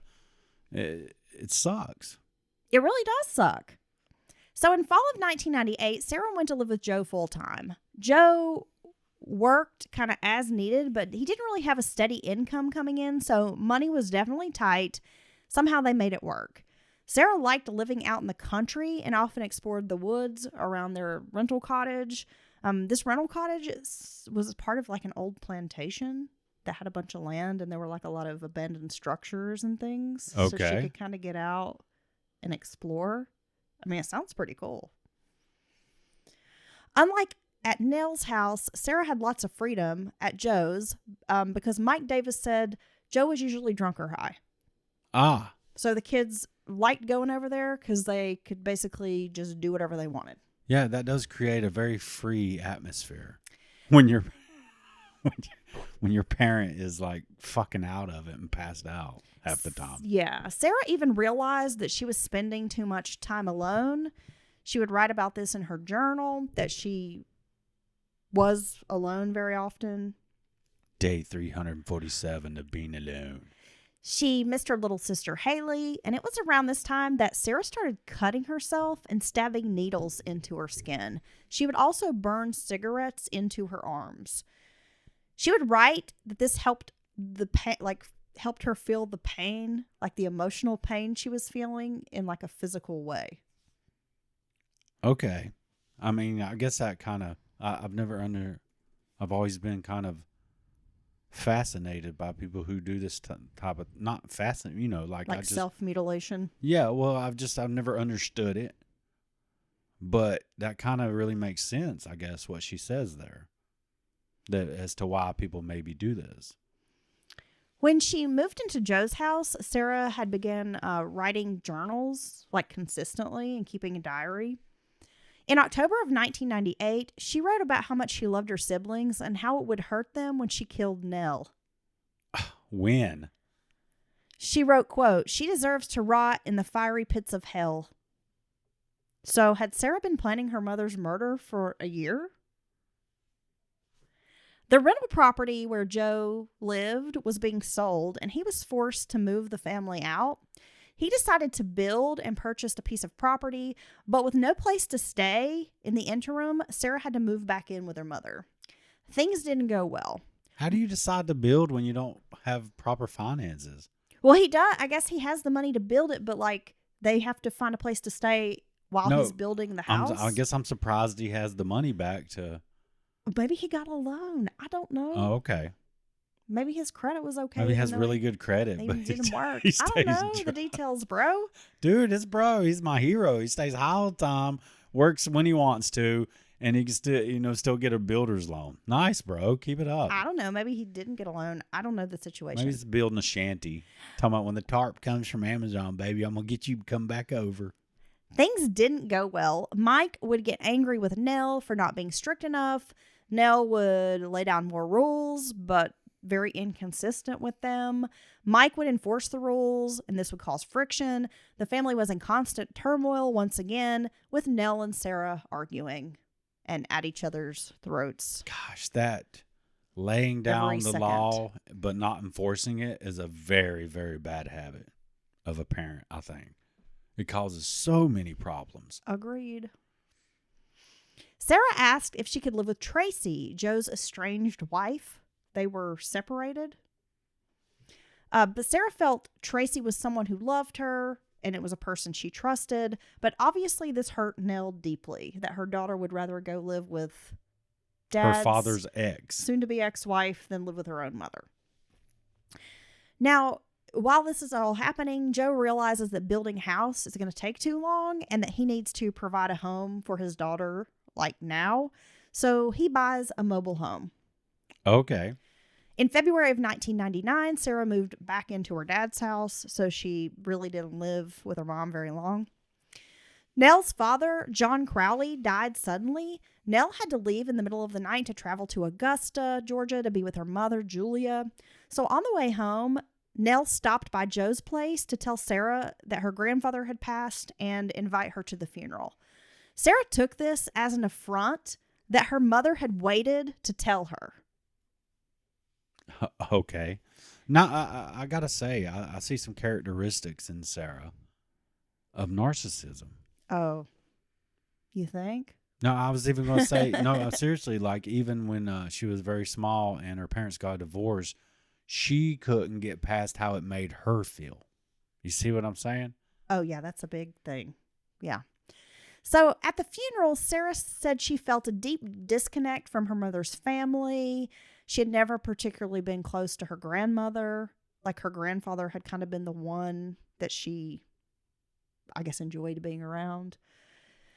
And now Sarah's saying she just felt like she didn't belong in her mom's family. You know, she's like the bad kid, that kind of thing. Later, Nell will write her a letter telling Sarah that her grandfather's death was, quote, not about her. Ah, yes. Pointing out Sarah's tendency to be selfish. Nell also told her daughter that never once did Sarah say sorry that she had lost her father or given Nell a hug. Are you okay? How are you feeling? Yeah. How's grandma? Yeah. How's anyone besides me? Yep. Nell was hurting as much as Sarah over their broken relationship. So as much as Sarah's feeling down and out, like her mother's feeling the same thing. You know, her mom wants to love her and be with her, and no parent wants this kind of conflict. No. While a freshman at Hilton Head High School, Sarah met John Ridgway, who asked, "Can I call you sometime?" Oh, really? Yeah. Oh, John's putting the moves on Sarah. Well, actually, Sarah and John became friends, and Sarah appreciated that John didn't try to sleep with her. John introduced Sarah to crack cocaine. He didn't try to sleep with her, but he introduced her to a very vicious street drug. And something that I found out, Dylan, is that people with mood disorders enjoy the stimulant because it gives them a massive release of dopamine and blissful energy. Ah, that's a very, very, I don't know if that's an accurate description. So you're saying the stimulant gives them something they're missing usually because of their brain chemistry, right? Is that right? Yeah, like if you have a mood disorder, Right. depression or something, you're probably not getting that dopamine, that serotonin, Okay. right? So then when you take this drug and it's giving you this massive release of this whatever dopamine is. Yeah. And nowadays, It like floods in and then you're like, yeah. well, there's studies proving that our interactions online and social media and things like that actually have a very similar release of dopamine as drugs do, and some drugs. And This is why people are like addicted to the internet. well, yeah, no, I mean, it's true. You know, like getting the likes or the attention and stuff like that. Or, I mean, makes total sense to me. it does. It's one of the reasons why I've deleted my social media. I tell just you, don't even want to be a part of it. I pull back from. It doesn't make me feel good. No. Like, Well, I think, honestly, I think social media has led to our inability to have any kind of intellectual discourse in this country, be it on national matters, private matters, social matters. I think, people just don't know how to have a conversation in general. No, you can't. It's not an exchange of ideals, or you can't have any kind of a healthy debate. It just doesn't exist anymore. And I solely blame social media for that, but I also blame us as a people for allowing it to happen. Gosh. Everybody got that main character syndrome. It's just like people stop listening. Like, stop filming your damn TikTok in the middle of the grocery store aisle. I'm trying to get past you. I just need some beans. People stop listening. They don't know how to listen anymore. Huh? I'm sorry. Did you say something? Wait, what? Not the wait what. Yes. All right. Damn, dude, we're solving all the issues tonight on this historic. Apparently, everything today has been historic, right? Historic election night edition of Mountain Murders Podcast. The best Mountain Murders Podcast. See, we give you the best commentary of the night because we're talking about true crime and not politics. So that's how that works. Don't say the P word. Ah. John was considered outrageous. He would wear like black eyeliner and skirts. You know, this is in the 90s when maybe that wasn't so common. He was considered witty, very intelligent. He would read philosophy and was an audiophile. So he had a pretty expansive knowledge of music and listened to a lot of different kinds of music. And he shares the last name with a very famous serial killer. That he does. Sarah liked that John was not judgmental. He never pressured her for sex and just sort of accepted her for who she was. John wasn't happy at home either. So, of course, they were able to bond over this. And then they both really liked doing the crack cocaines. Well, you know, a lot of people bond over crack cocaine. And maybe this is why I don't have any friends. I've never had a good crack addiction. Now, I know we're off the rails today, but it just brings to mind this. The other day, we were driving in the car together. And we were near this shelter, like a homeless shelter. Yeah. And we saw this group of, and it was like, you know, obviously it was like homeless people, right? And they're like meeting on the sidewalk, and it's like they're really happy to see each other. They start hugging, and it's like they're real buds, and they all walk off together in the sunset like they're going to go have a great adventure. Yeah. They look so happy. Like they got plans, they met up, you know? I was like, it's been a long time since I was that happy to see somebody. I know. And then I said to you, damn, man, these unhoused folks, they have more of like a life than I do. Yeah. I'm like, they all got friends. They're hugging each other. And I was like, I haven't hung out with somebody in like 9 months. Yeah. It's besides you. Like I haven't, I don't have any friends here. And I said, I'll come over to your block in a little bit. Meet you under that tree. Dude, they hang out in the park. Chilling, dude. Just chilling. So I guess what I'm trying to say is maybe I need some friends. I don't know. I'm sad. So in November of 1998, Sarah and John stole a car and drove to Connecticut. Sarah had stolen this car from I almost said Stacy, Tracy, the dad's ex-wife. And they took Joe's Colt .45 pistol. So they steal a car, steal a gun, and just take off. Such a great plan. They ran out of gas in Connecticut, and John called his friend Kevin for help. By the time Kevin showed up, an officer had already spotted the car with stolen plates. John and Sarah were detained, then sent back to South Carolina on a Greyhound bus. When Nell picked up Sarah from the police station, she was skinny, strung out, and a mess. Nell took her daughter to Charter Hospital in Savannah, Georgia, where she could receive psychiatric care and addiction treatment. While she was there, Sarah was diagnosed with depression and given Paxil. She was kept at this hospital for 5 days and then released to her mother. Sarah agreed to counseling, but she was charged with grand larceny and petty larceny and had to appear in family court. The judge agreed to let Sarah off with probation, but she had to agree to live with her mother since she had ran away under Joe's supervision and was ordered, she was absolutely not allowed to go, live with her dad. Oh. At this point. So, remember how in the beginning of the story I said John had a court date and Sarah claimed he was threatening her? Yeah. That's what this is related to. Oh, is this case? Stealing this car and stealing this gun and leaving town. Okay. Okay, so at first Sarah saw this as a new beginning. Things between mother and daughter relaxed. Everything was okay. But then Mike started having issues with Sarah's clothes. One day, Sarah wore an Ozzy Osbourne t-shirt, and it had an image of him and a bat. I guess it was supposed to be making fun of the biting the head off the bat or whatever thing. Right? Well, Mike told her that the shirt was disrespectful and inappropriate. To bats? Sarah told him it was a joke. She said, "There's nothing wrong with this shirt." And then brought up the mom bought it for me. Well, I mean, look, and this is what happens when you have this constant conflict and these long-term issues is you start picking at each other like this. I mean, really. I know. Because in my mind, I'm like, who the fuck cares if she's wearing an Ozzy He probably Osbourne doesn't. t-shirt? He just sees it as he's gotten a habit. Because everybody gets unhealthy habits from these types of relationships. I agree. He's gotten in a habit of kind of picking on her, nitpicking everything she does, and some of it for good reason, but then some of it just nonsense like this. Yeah, don't sweat the small stuff, Mike. Yeah, Mike. I mean, come on. Everybody's chill. Things, he's stewing over the shit she did. Well, this is a school morning as well. So they're on their way out the door trying to get to school. And this argument ensues. And Mike orders her to go change clothes. Sarah's refusing. She's trying to get in the car. Nell's like, "Oh, we're going to be late," trying to smooth things over. That's when Mike grabbed Sarah's arm and sort of physically wrestled her out of the shirt. She had a long sleeve shirt underneath it.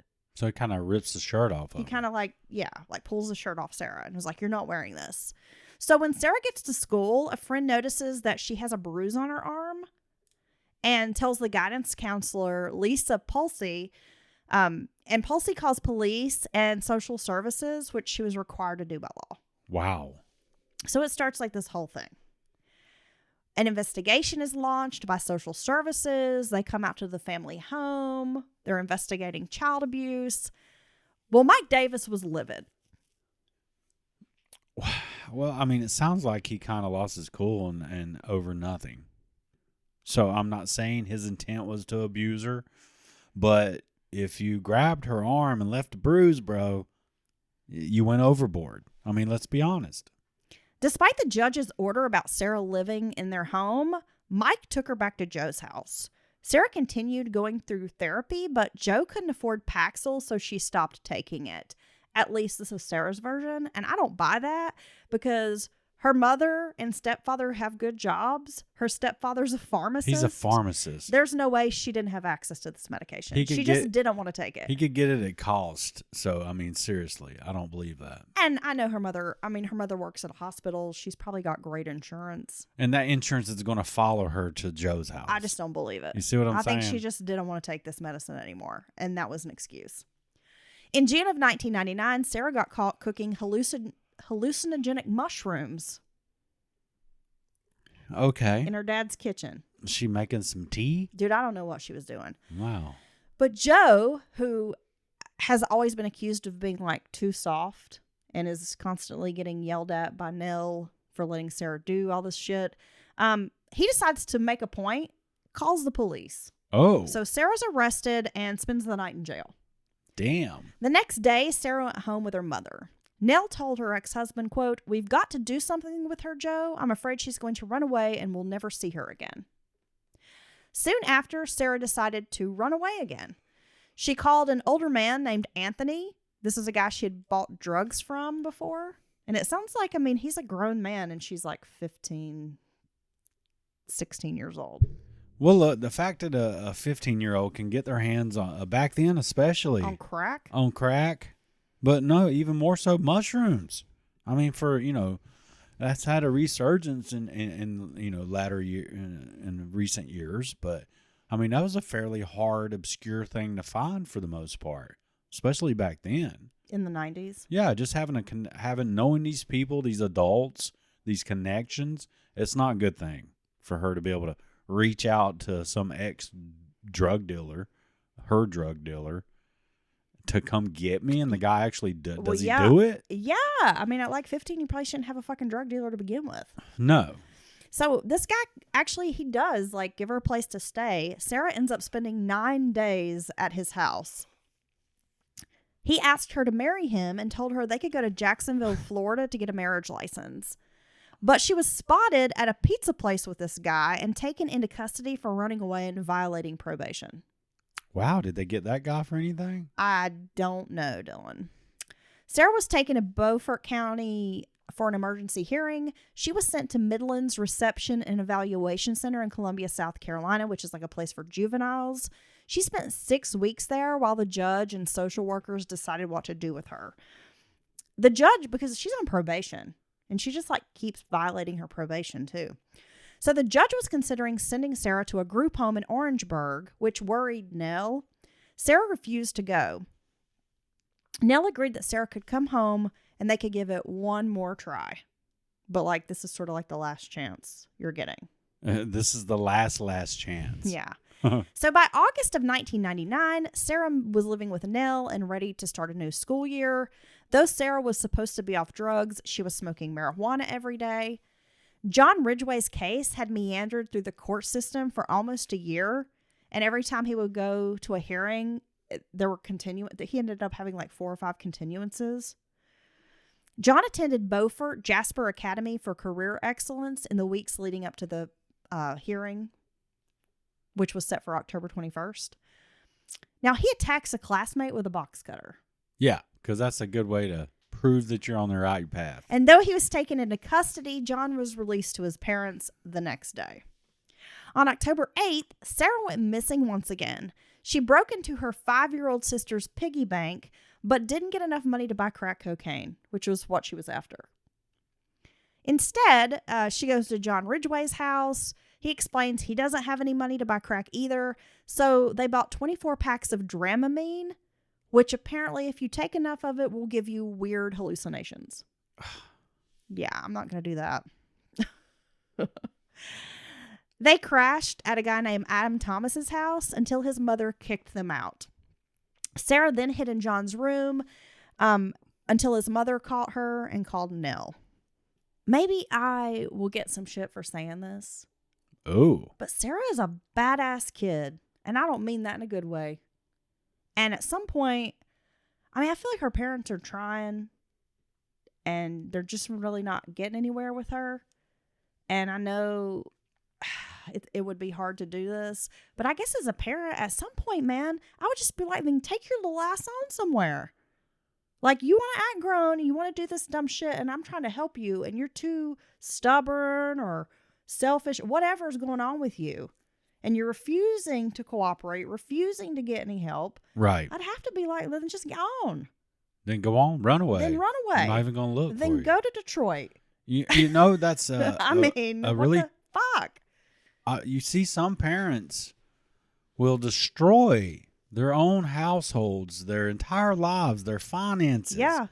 over Trying to save a kid. a kid who To save becomes a a badass kid. shitbird adult. Honestly, I'm not being mean, but just these really terrible behaviors. In and out of jail. Doesn't care about anybody. Will rob, steal from their damn granny. Dude, if just you're do the most shitbird stuff.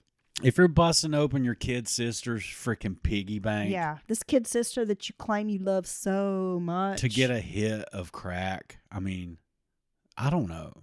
I've done hard drugs in my day, but I never stole like that from people because I still felt like I had integrity. Because I think it's not the drugs. I just think you're already a shitty person who starts taking drugs when you do some of these types of behaviors.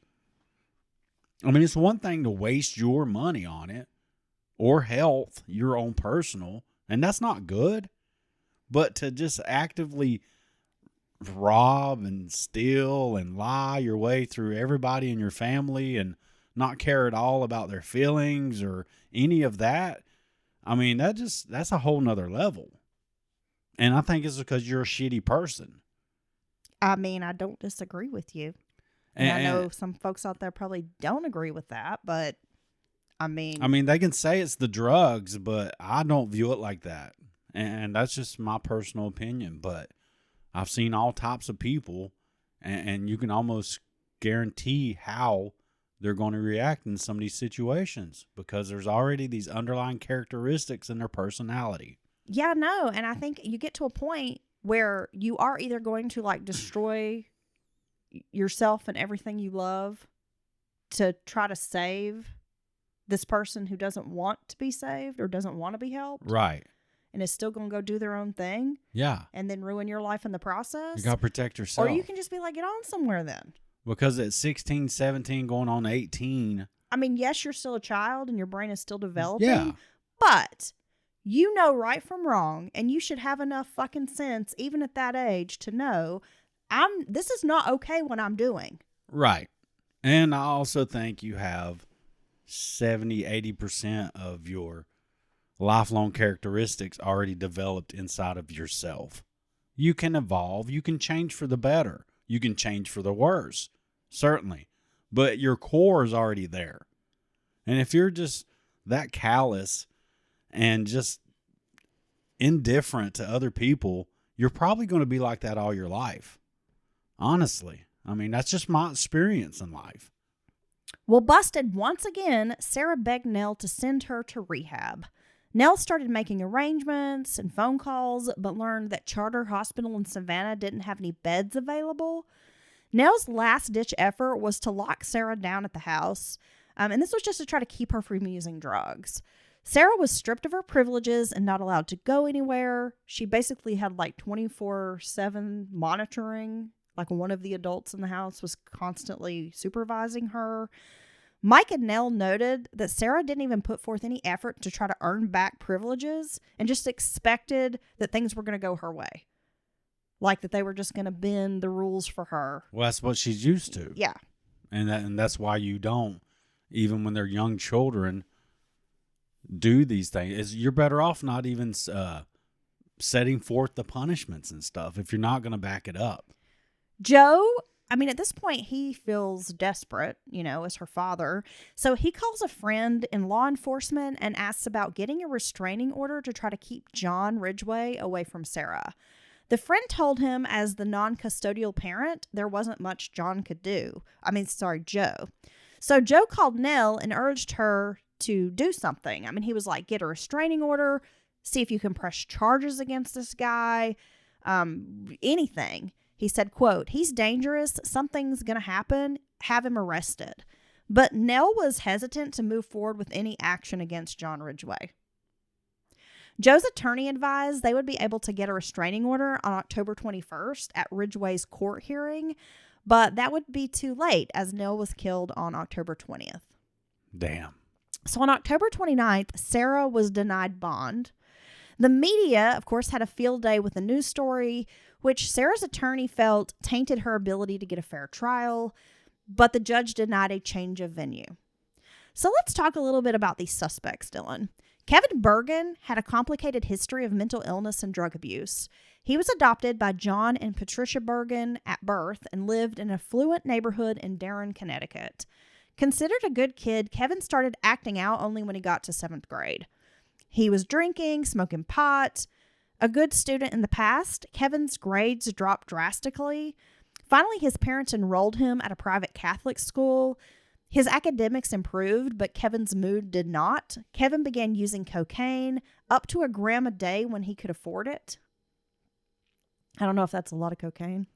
I mean, that's for a young person. I mean, that's a lot. I mean, that seems to be a lot of cocaine to me. I mean, I don't know. Who could afford 1 gram a day? I mean, shit.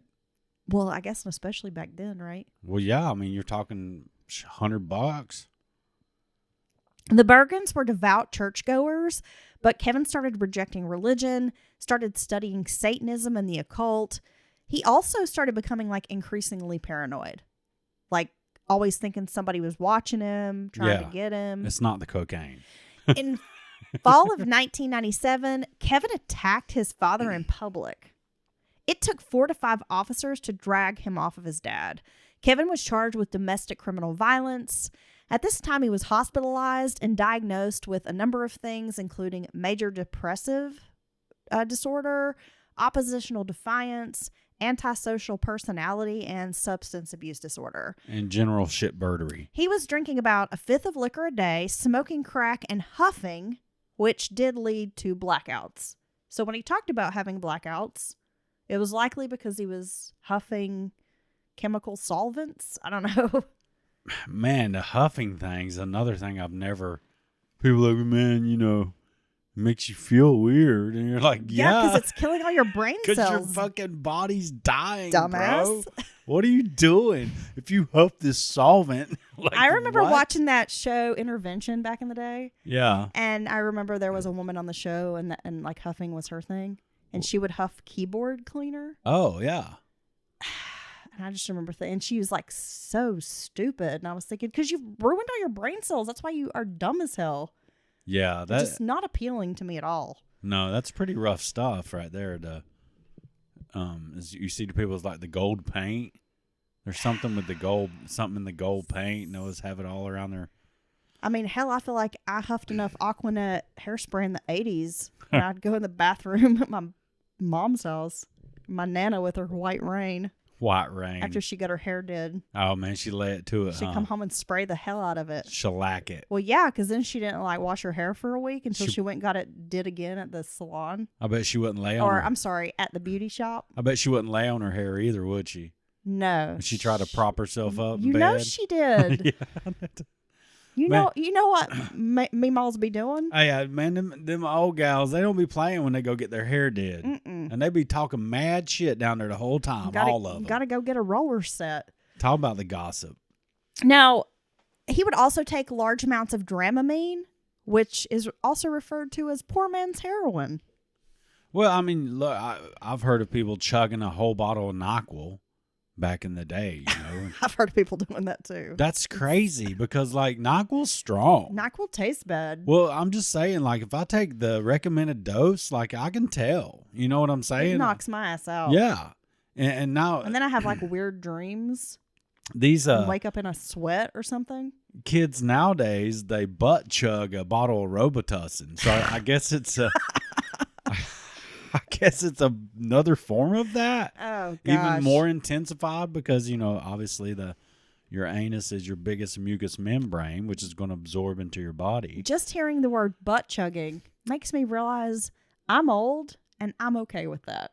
Yeah. They'll be like, well, they got alcohol poisoning because their friends stood them up on their hands and like put a fifth of vodka in their butt. How does butt chugging work if you have IBS? I don't know. Asking for myself. Okay, so in front of a group of friends, Kevin killed a goose at a park and was charged with conspiracy to kill a goose. Was it conspiracy? He actually did it. Yeah, well, the charge was conspiracy to kill a goose. Oh. That was a real charge. Wow, so the fact that law is on the books. I feel like that could be a great name for an album. Conspiracy to kill a goose. You know, geese are mean, though. I know. They're really mean. They're not cute. They're like the dolphin. They'll rape you. After his arrest, South Carolina's mental health evaluations determined that Kevin suffered from schizophrenia, the paranoid type. But in May of 2000, it was determined that he was mentally competent to stand trial. Later, Kevin will say many of the delusions he described during his exam was just so he could possibly get the insanity defense. So he may not be schizophrenic. He may have just lied and they diagnosed him with that. Right. I don't know. One of the questions remained, why did Kevin travel to South Carolina? Like, if they simply had plans to run away and he was going to run away with his friend John, then why didn't they just meet in Detroit instead of coming to South Carolina to run away? Hey, if you come down here from Connecticut, South Carolina, we can run away. So, had Kevin come down with the intentions of participating in a murder? Well, even if he did, if he didn't, okay, if he did, obviously that's a problem. But if he didn't, once he gets down here, they're like, oh, yeah, by the way, we're going to go murder her mom on the way out. I mean, that's not like suggesting, hey, on the way out, we're going to get some frozen yogurt. I mean, come on. Don't understand these people when they're like the ones that, especially the ones that just go along for the ride kind of thing. Like in that story about Bully, you know. Oh, yeah. That whole half of that group of friends didn't even know this guy. And they were just like, you know. A friend of a friend. A friend of a friend of a friend. And it's like they all go along with this dumb shit, man. It's crazy. Makes no sense. And Nell's autopsy, Dylan, was horrific. She had 9 to 10 stab wounds to the right chest, a severe head and neck trauma from blunt force trauma. Her cause of death had been blunt force trauma and exsanguination, which is bleeding to death. Oh. I probably didn't say that right. I know our nurses are out there like, stop being stupid, Heather. I've heard of the Sanguinistas. I'm sorry. A rebel group I apologize. I apologize. I am stupid. She had a large bruise on the right eye. Her teeth, she'd been hit so hard in the mouth that her teeth had cut through her lips. Oh, my God. And she had petechia on her lower eyelids, indicating strangulation. It's like burst blood vessels. Yeah. Maybe. On the right temple, a laceration had lifted skin away from the skull and it had peeled up. She had a laceration to the forehead and scalp. She had a total of 6 skull fractures and 3 separate brain hemorrhages. Damn. This is brutal, man. And her larynx was crushed. One of the big questions also was Sarah's involvement in the murder. Like, had she been an active participant, or was this really unplanned and it just kind of happened, you know? Or it got out of hand, right? Or whatever. Yeah. Now, Mike Davis would say his stepdaughter phoned him when right after this, you know, discovery of her mother's body, and she's with police. And when he answers the phone, you know what she says to him? What's up? She does a Budweiser. What's up? She did. Well, this was 99. Yeah. Yeah. In the most casual voice. And then goes on to say, these 2 guys killed Mom. Jesus. Yeah. So he's like, what the fuck? He had known something was going to happen with Sarah. And he'd expressed this to Nell like over and over again. Like something bad's going to happen to her, or she's going to get involved in something bad. Sarah had violated her probation many times and was just out of control. They had actually thought Sarah would burn their house down. See, that's the thing with these being on probation, you know? Even if you go to court for a traffic ticket, you'll see, you're almost guaranteed to see somebody there for a probation violation. If it's a mixed court, that is. And it's like they never actually send anyone back to jail on that shit. Yeah, I know. I mean, eventually, after they get like 17 chances. But that's part of the problem with our system. There's no accountability. And people who are on probation aren't they supposed to get like drug tested and stuff? Well, if it's ordered by the because we had a neighbor who was a complete wackadoodle and needed to be in prison, dangerous as fuck, like detonated a damn bomb in downtown Asheville kind of shit. And homeboy like lived in our basement in this apartment and would talk constantly about his drug use. Yeah. And he's wearing an ankle monitor. He's on intense probation. And I'm like, how are you getting away with doing all these drugs? Like, do you not get piss test when you go to the probation office? And yet dude's still out walking around, I guess, with his ankle monitor. So many times in stories we've heard about someone being out on probation and violating that probation time and again. It's ridiculous. Can I just say I'm really glad that he doesn't live in our basement? Yes. I'm glad he doesn't live in our basement as well. I'm glad that we live far away from him. Yeah. Because he was very scary. He's a little weird fucker. He was a super weird fucker. If I have to listen to, what was that band? Monos? God, I don't even know. Mono, some emo shit. Like no, it was like rave It's electronic music. Yeah. It was like Monolith or something. And look, I know some people love that. It's just not my thing. But he'd corner you and be like, hey, listen to this. And No. it's like a 5-hour song. Yeah, it's like, wait a second. And you couldn't get away from him? No, yeah, for like 10 minutes. And you're like, bro, read the room. Like, go away. Everybody's chilling. Take your little ankle monitor and get off my porch. Crawl back down to the basement. your Victrola and get out of here. And leave me alone. What the fuck? Well, Nell said to him, quote, the only thing we haven't tried is an exorcism. Ah. Heather Nelson said Sarah went to crying from scared, like when she showed up at her grandma's trailer, and then started having kind of a jokey attitude, like once the two guys were in custody, that Sarah's whole demeanor changed, and then she was all like happy and joking around and cracking jokes, bud. Like her mom didn't just get murdered. Brutally.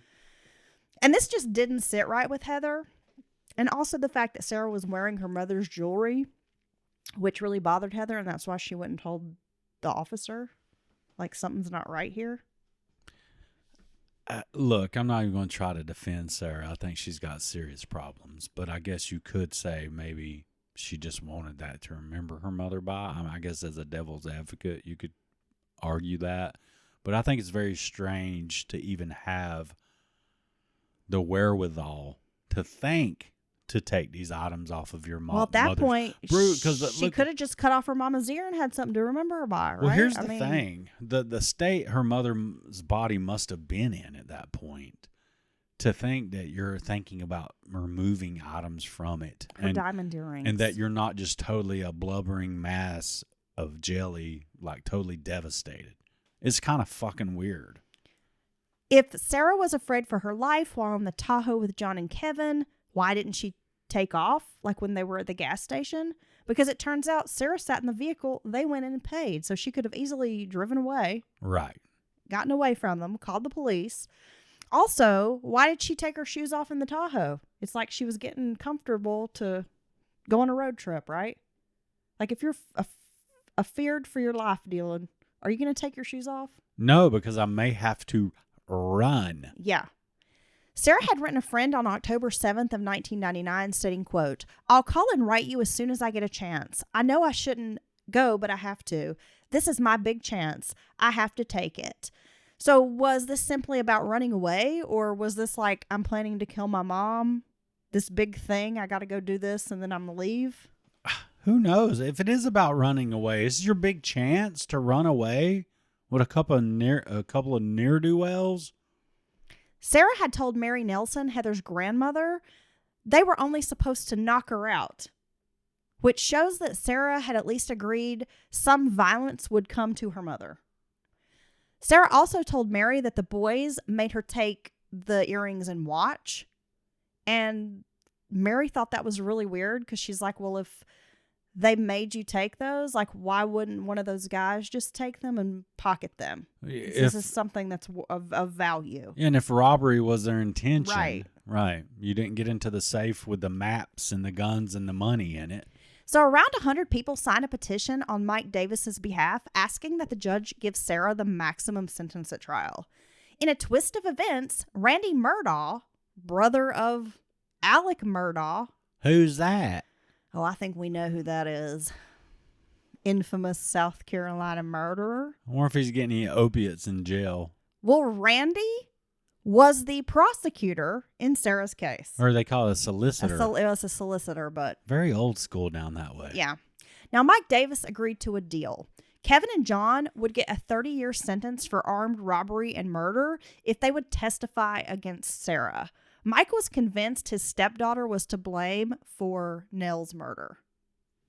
How could you not be from his perspective? Honestly, she openly spewed hatred towards her mother to anyone that would listen. So Randy Murdaugh believed that Sarah was intelligent and cunning and that she had set the boys up to take the fall for murder. Now, Lisa Pultis, the guidance counselor, testified that Sarah had threatened to kill her mother previously. The journal entries were also pretty damning, where she actually writes, I'm going to kill my mom. Yeah. Wednesday. So 9 days before the murder had taken place, Sarah's best friend, Amy Heath, had gone to see the guidance counselor because she was really concerned about Sarah's drug use. When the counselor called Nell to come down to the school, Sarah threatened all of them. She said, I'm going to kill all of you. Sarah had also told her friend Amy, quote, I wish I could kill her, after having multiple fights with her mom. Amy kind of chalked it up to like Sarah's big mouth. She said Sarah often said things she didn't mean. That Sarah would make outrageous and provocative statements, usually for attention. Just like with her promiscuity, it was a way of getting attention. She said, quote, Sarah took everything to the extreme.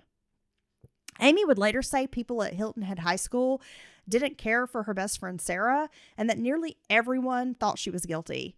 Amy's boyfriend at the time hated Sarah and said, quote, you watch, one day something really bad is going to happen to that girl. See, her stepdad wasn't the only one who had that mindset about her. Kevin and John testified against Sarah. Both men stated that Sarah had said, quote, that bitch is going to die before fetching her mother. Sarah had told Kevin on the phone, I don't want the kids harmed. And that she had originally told him on the phone that she had wanted both of her parents killed, but to make sure the kids weren't hurt. By both, she means Mike and Nell? Yeah. Sarah's attorney was banking on being able to throw out her diaries on like an illegal search and seizure kind of thing. And it would have been possible maybe if Sarah hadn't testified. Yet she insisted that she wanted to testify, even though her attorney was telling her, like, don't do this. Because she thinks she's the smartest person in the room, another characteristic of being a freaking narcissist. And so the journals were brought up at trial. The majority of the jurors believed Sarah was guilty of murder and armed robbery, but there was one female juror who was the holdout. She was a very emotional person and kept referring to Sarah as a little girl. And kept saying things like, there's no way that little girl would want to be without her mama.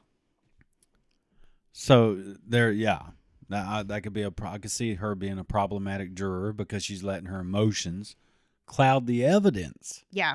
Well, another female juror said Sarah was acting on the stand, pointing out the fact that she was sobbing dramatically but never produced a tear.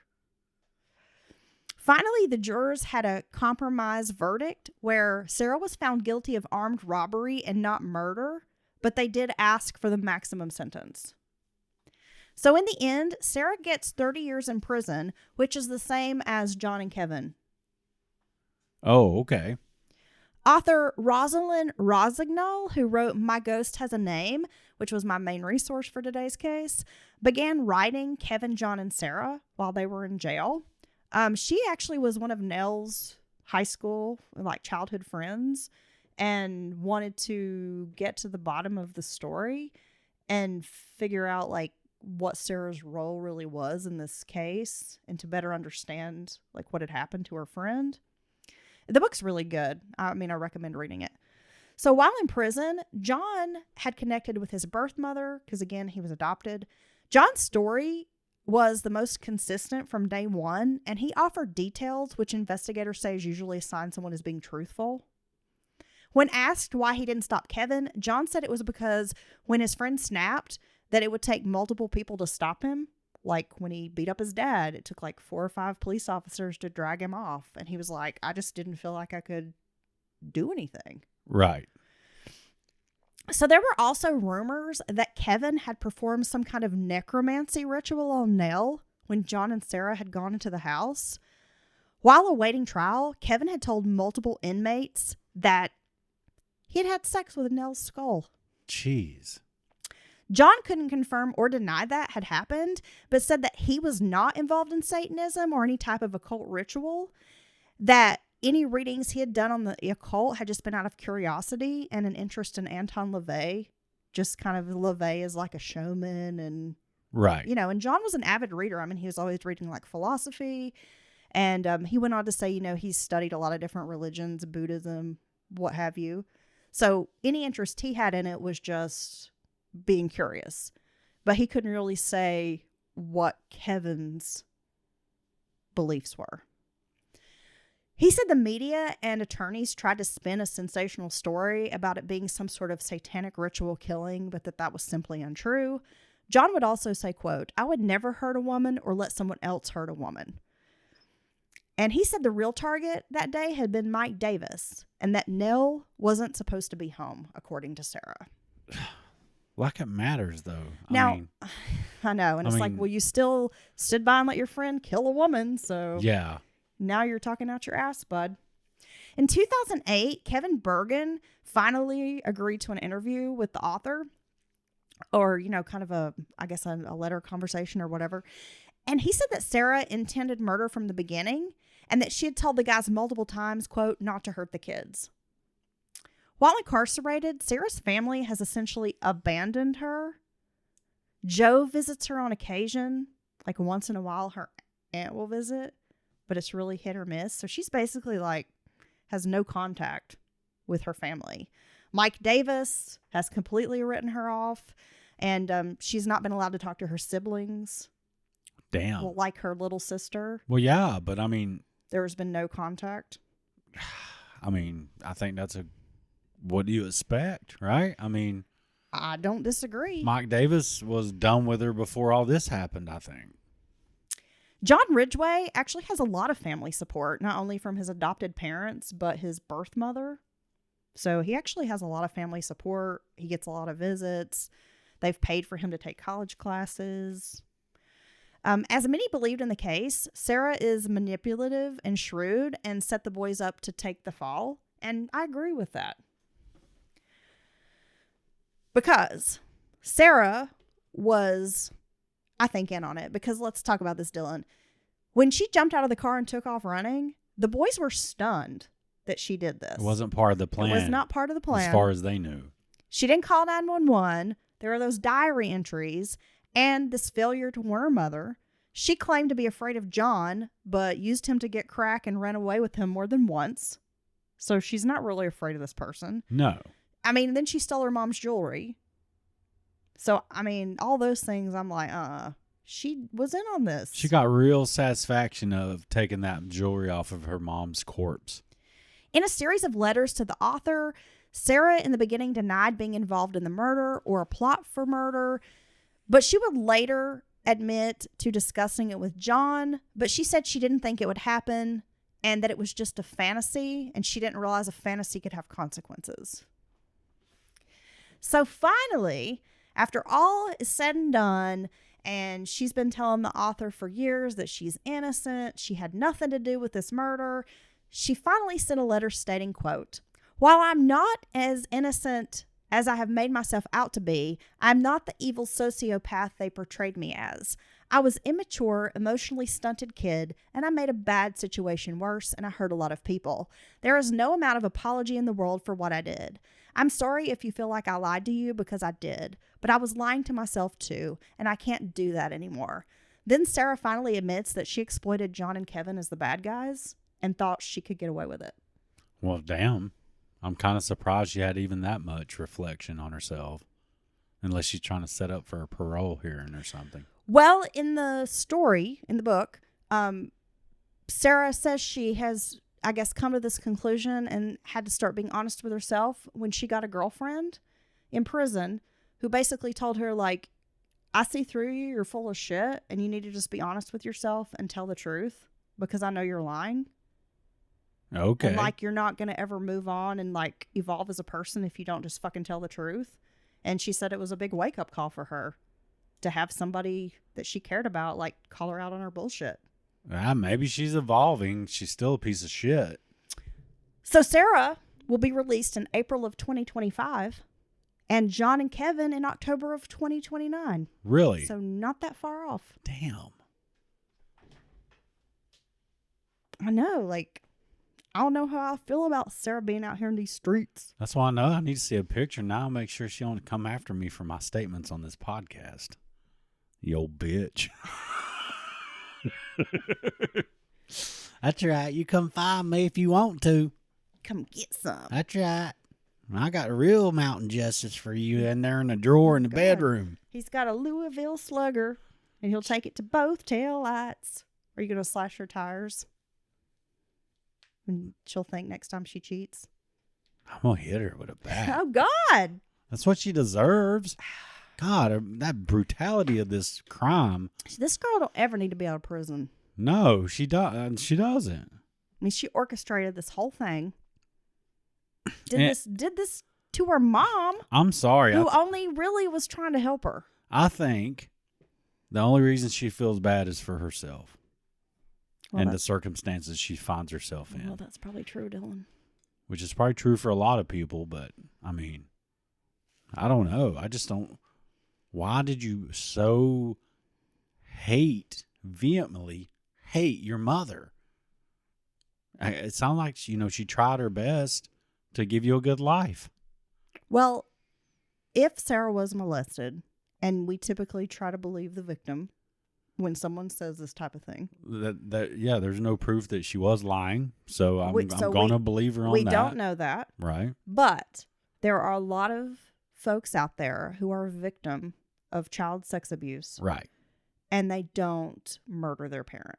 No, because my God, there'd be a lot of murdered parents out there if that was the case, right? Right. Because there's a lot of survivors. And the fact that she never told anyone until after this all happened. Right. I mean, is that just an excuse to try to explain or justify what she's done? Menendez her way out of this. You like that? Keeping it current. Yeah, but I think those fellas really were victims. No, they were. They were victims. And I think they're going to get released soon. But I do think, it's very likely she was, because a lot of her, the things she was doing, acting out and stuff. The promiscuity, it definitely, rebelling. It definitely, it could be a result of that. The rage. No one knows why she's so full of, anger. But take your meds and stick to your counseling. You're being offered these services that a lot of people don't have access to these things. Well, see, it's the kind of thing. help, and you've got support. So try to heal from this. I don't know. When you have parents who have some money and they want the best for you, and they've offered you all these different ways and chances. A lot of people don't get those offers. No, they don't. And they're dealing with things just like you. It almost makes it worse when you turn your back on all that than someone who comes from nothing. A terrible, crazy, chaotic, dysfunctional family. You almost kind of expect. And you broke. You understand. Wow, they really didn't. They didn't have a chance from the beginning, if you will. But it's almost worse when someone has all these opportunities. I've known people like this. Yeah, I know. Million chances in the world. All they had to do was just be normal, be decent, and they would have everything taken care of. And no, you don't even have to be above average. No, you just got to be less shitty. You can even be kind of below average. Yeah, just be semi-normal. Stop stealing shit and hurting people and lying and doing all this crazy stuff. Snorting your granny's heart pills. You see my heart pills? My heart's hurting. That's just some baby aspirins. Wait a second.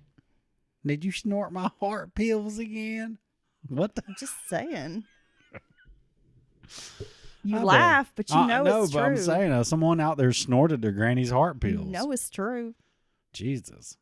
These kids nowadays will take an overdose of blood pressure medicine and tell me I feel funny. What the fuck? Okay. Taking Dramamine. Yeah.